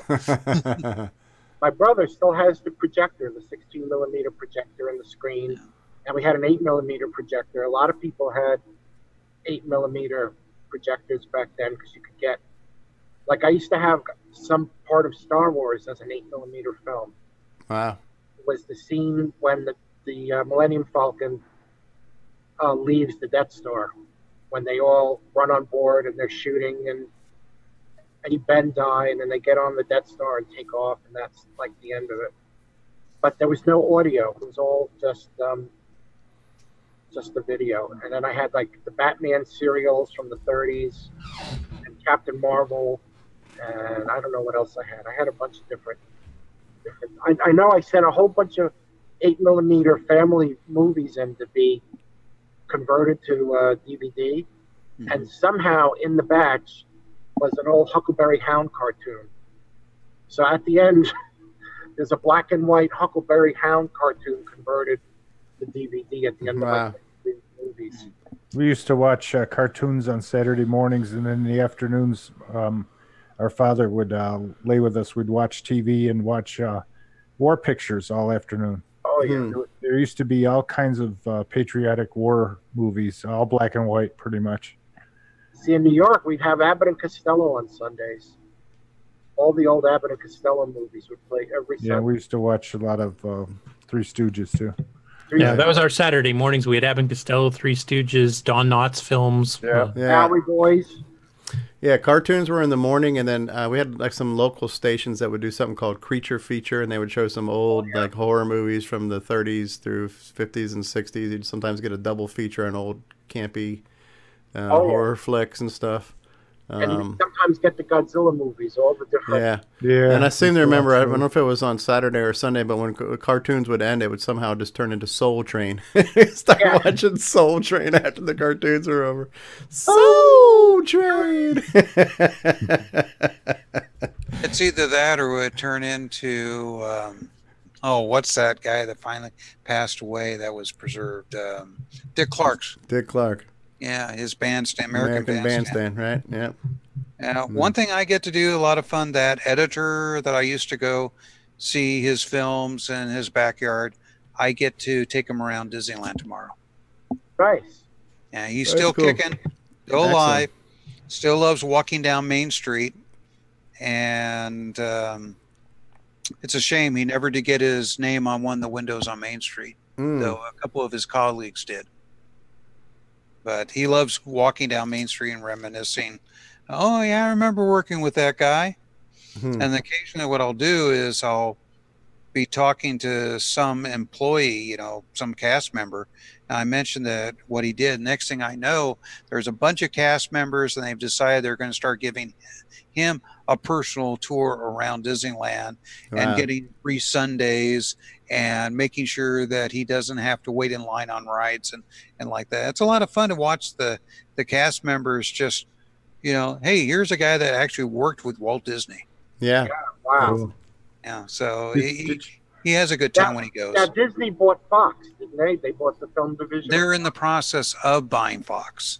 They've had some issues, but it looks like it's going to go through finally at $70 billion. Wow. Disney will not only own the Marvel catalog, they will own the 1966 Batman. While they don't own the Batman character, they own that production. Disney will own both the Marvel characters and Batman. Interesting. Well, Disney owning that is not going to be a problem because they have a very good working relationship with Warner Brothers. So if Warner Brothers wants to do something with that again, they're not going to have a problem. They've done some animated series based around that. They were pretty good, the anime. I bought all of them. They're pretty good. Yeah, the problem that Disney has working, the one studio, is Universal. The rumor is there's one more movie in the can that before Adam West died, he did do one more movie. You're talking animated, right? The animated, yep. Right. So, did you know Captain Kangaroo or Mr. Green Jeans? Oh, yeah. Not personally, no. Anybody? I watched them. Me too. I like the little bunny and the carrots. Mr. Bunny Rabbit. Yeah. Hey, if you want an interesting but a good heartfelt film, go see the one on Mr. Rogers. Yeah, that should be good. I just saw Tom Hanks one today. Yeah. Tom Hanks as Mr. Rogers looks amazing. Yeah. And I'm sure his acting ability. Oh, yeah. No, I'm talking the documentary on Mr. Rogers. Oh, okay. They're doing a movie, Mr. Rogers, with Tom Hanks. Mm-hmm. Actually, speaking of films about stuff in the past like that, go see Founder. It's about the story of how McDonald's got started. Yeah, I saw it. It was good. Yep. Isn't Tom Hanks in that one also? No, it's Keaton. Oh, Keaton plays Ray Yeah. Kroc, Yeah, it's good. who started off selling them shake machines, and then ended up buying the franchise and taking over the whole thing. Well, it's a little bit more story than that, and they do a very good job with the movie. They definitely go through, and you understand where McDonald's today really makes their money. And the McDonald's Corporation. You do realize you're just making me hungry now. Yeah, right. Yeah, me too. $1 coffee. Oh, But go today on was free YouTube, coffee. Type in fast food, and there's going to be a ton of programs on there about which fast food chain's better than this one, and what are the secret menu items at In-N-Out Burgers, and See, all that stuff. most McDonald's, to me, their coffee tastes like burnt cigarettes. They keep them on the burner too long. You're thinking of that other coffee place. No, Starbucks is even worse. Starbucks is awful. It's god awful. All right, guys, I'm not gonna be able to keep my eyes open here much longer. So go to Burger King and get some coffee. do we want to have some parting thoughts here, since we've gone all over the place? This train has just been all over the place. Hey, David Ladd just woke up. All right. Well, I wanted to say one thing about going back earlier to the discussion of CoCo 2 versus CoCo 3. A CoCo 2 with this new CoCo VGA is going to be a pretty darn nice machine. Yeah, but it's not a CoCo 1 or 2 anymore. No, it'll be a CoCo 1.5 or a 2.5. Or... Yeah. It might even be a deluxe CoCo. Actually, no, it's more of a Frankenstein. Yeah. Well, I don't know, if you plug in the zip Frankenstein card into it, that and the CoCo VGA make a very nice machine. And that memory cartridge, the CoCo Mem Jr. CoCo Mem Jr. Or even the Move. Yeah, MMU and more RAM, and but yeah, it just doesn't have the gimme, so it'll never be a CoCo 3. But you can give it almost everything the CoCo 3 has except the gimme. Well, you put Ed's multi-pack on there, and now you got a programmable timer. Yeah. So. Yep. And that's good for Dragon people too, because they never had the CoCo 3. It wasn't as popular in Europe as it was here. Yeah. And I know they're working on Nitrous 9 support. What do most? Yep, there's some done already. What do most Dragon people think of the CoCo 3? I mean, is that like a progression for them? Would they want to go to it? I think nowadays they are starting to, but back then they didn't really have it available, so they didn't really know. They basically had to jump ship to an ST or a PC or a Mac or a Amiga. Because it wasn't really sold that much in Europe. Discovery place right here. This guy Tormod is doing so much for the Dragon. Yeah. That they're doing all the same similar things as and the CoCo VGA may work in a Dragon. It just depends on. It does. It needs to be stacked up a little bit. It needs like a riser to fit into the case or something, but yeah, it works. So it's I like my Dragon, and it's got a great keyboard, and it works great. I just don't. I had bought 2 disc controllers from the guy in Spain, and then I ended up selling them. I should have kept one, but I can take one of my regular controllers and put a different ROM in it, and it'll work. All right, guys. Sorry to be rude, but yeah, I need to wrap it up. So let's let's not keep beating it. It's 1 in the morning here. Let's not beat the horse anymore. Well, Parting it's thoughts. not even 10 o'clock here. Yeah. I'm waiting for the West Coast show to start. The West Coast feed. Yeah. Okay. We'll get right on that. We're getting a hurricane the next couple of days in Arizona. There's one coming up the Baja Peninsula. Hey, we're actually going to get rain out here in Southern California in a couple of days. We haven't seen rain since June. I got you beat. It was snowing today. Yeah. I think it was May. California would get all that rain that hit South Carolina, let me tell you. No. The farm rain. How long did this go, Steve? We are now at 3 hours and 17 minutes. Wow. Yeah. A show Plus about nothing. the 2 hours earlier. Yeah. I just want to ask one question before you show the show. Where does this push the button Frank come from? I asked that of Jason too. Apparently, it comes from Mystery Science Theater 3000. So, which I have not watched in see the Dave's spatial continuum. What? It's David Ladd. David, what the hell did you just say? Nothing. Sorry. About spatial continuum. You joined the wrong chat room again, David? Or He what? said facial continuum. Facial continuum. I don't know what the hell he's talking about. All right. So West Coast feed will be available in 3 hours. So just sit back and can watch the ball drop twice. Excellent. So Curtis Boyle, thank you for being here. Ron Delvaux, thanks for being here. Rob Inman, thanks for being here twice in one day. Al Hartman. Al Hartman's a guy who's got lots of friends. If you ever want a story about a guy who's got some friends who've done some things, talk to Al Hartman. He's got no shortage of those. Paul Fiscarelli has been here. How you doing, Paulie? David with his spatial and facial anomalies and expositions and whatever the hell he was talking about over there. And Mr. Floppy. Mr. Floppy. A name you don't want to be stuck with. That's what I want to be known as. Mr. Floppy. He doesn't say that. It's fine. And last but not least, we've got Steve Bjork with us, and I've been the conductor of this train wreck.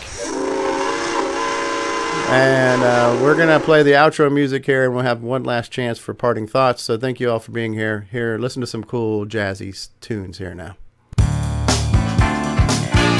Oh, yeah. This has been another episode of CoCoTALK After Dark.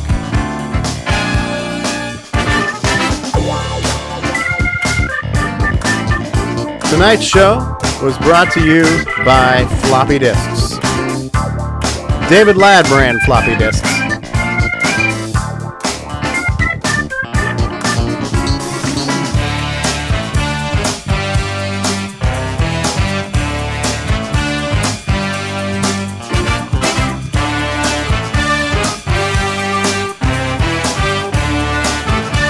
Ooh, yeah. Ooh, I just love that song. Such a damn good song. Jay Brevin says, good night, guys. James Jones was here. Chris Peterson has been here, says, great show. Thank you, guys.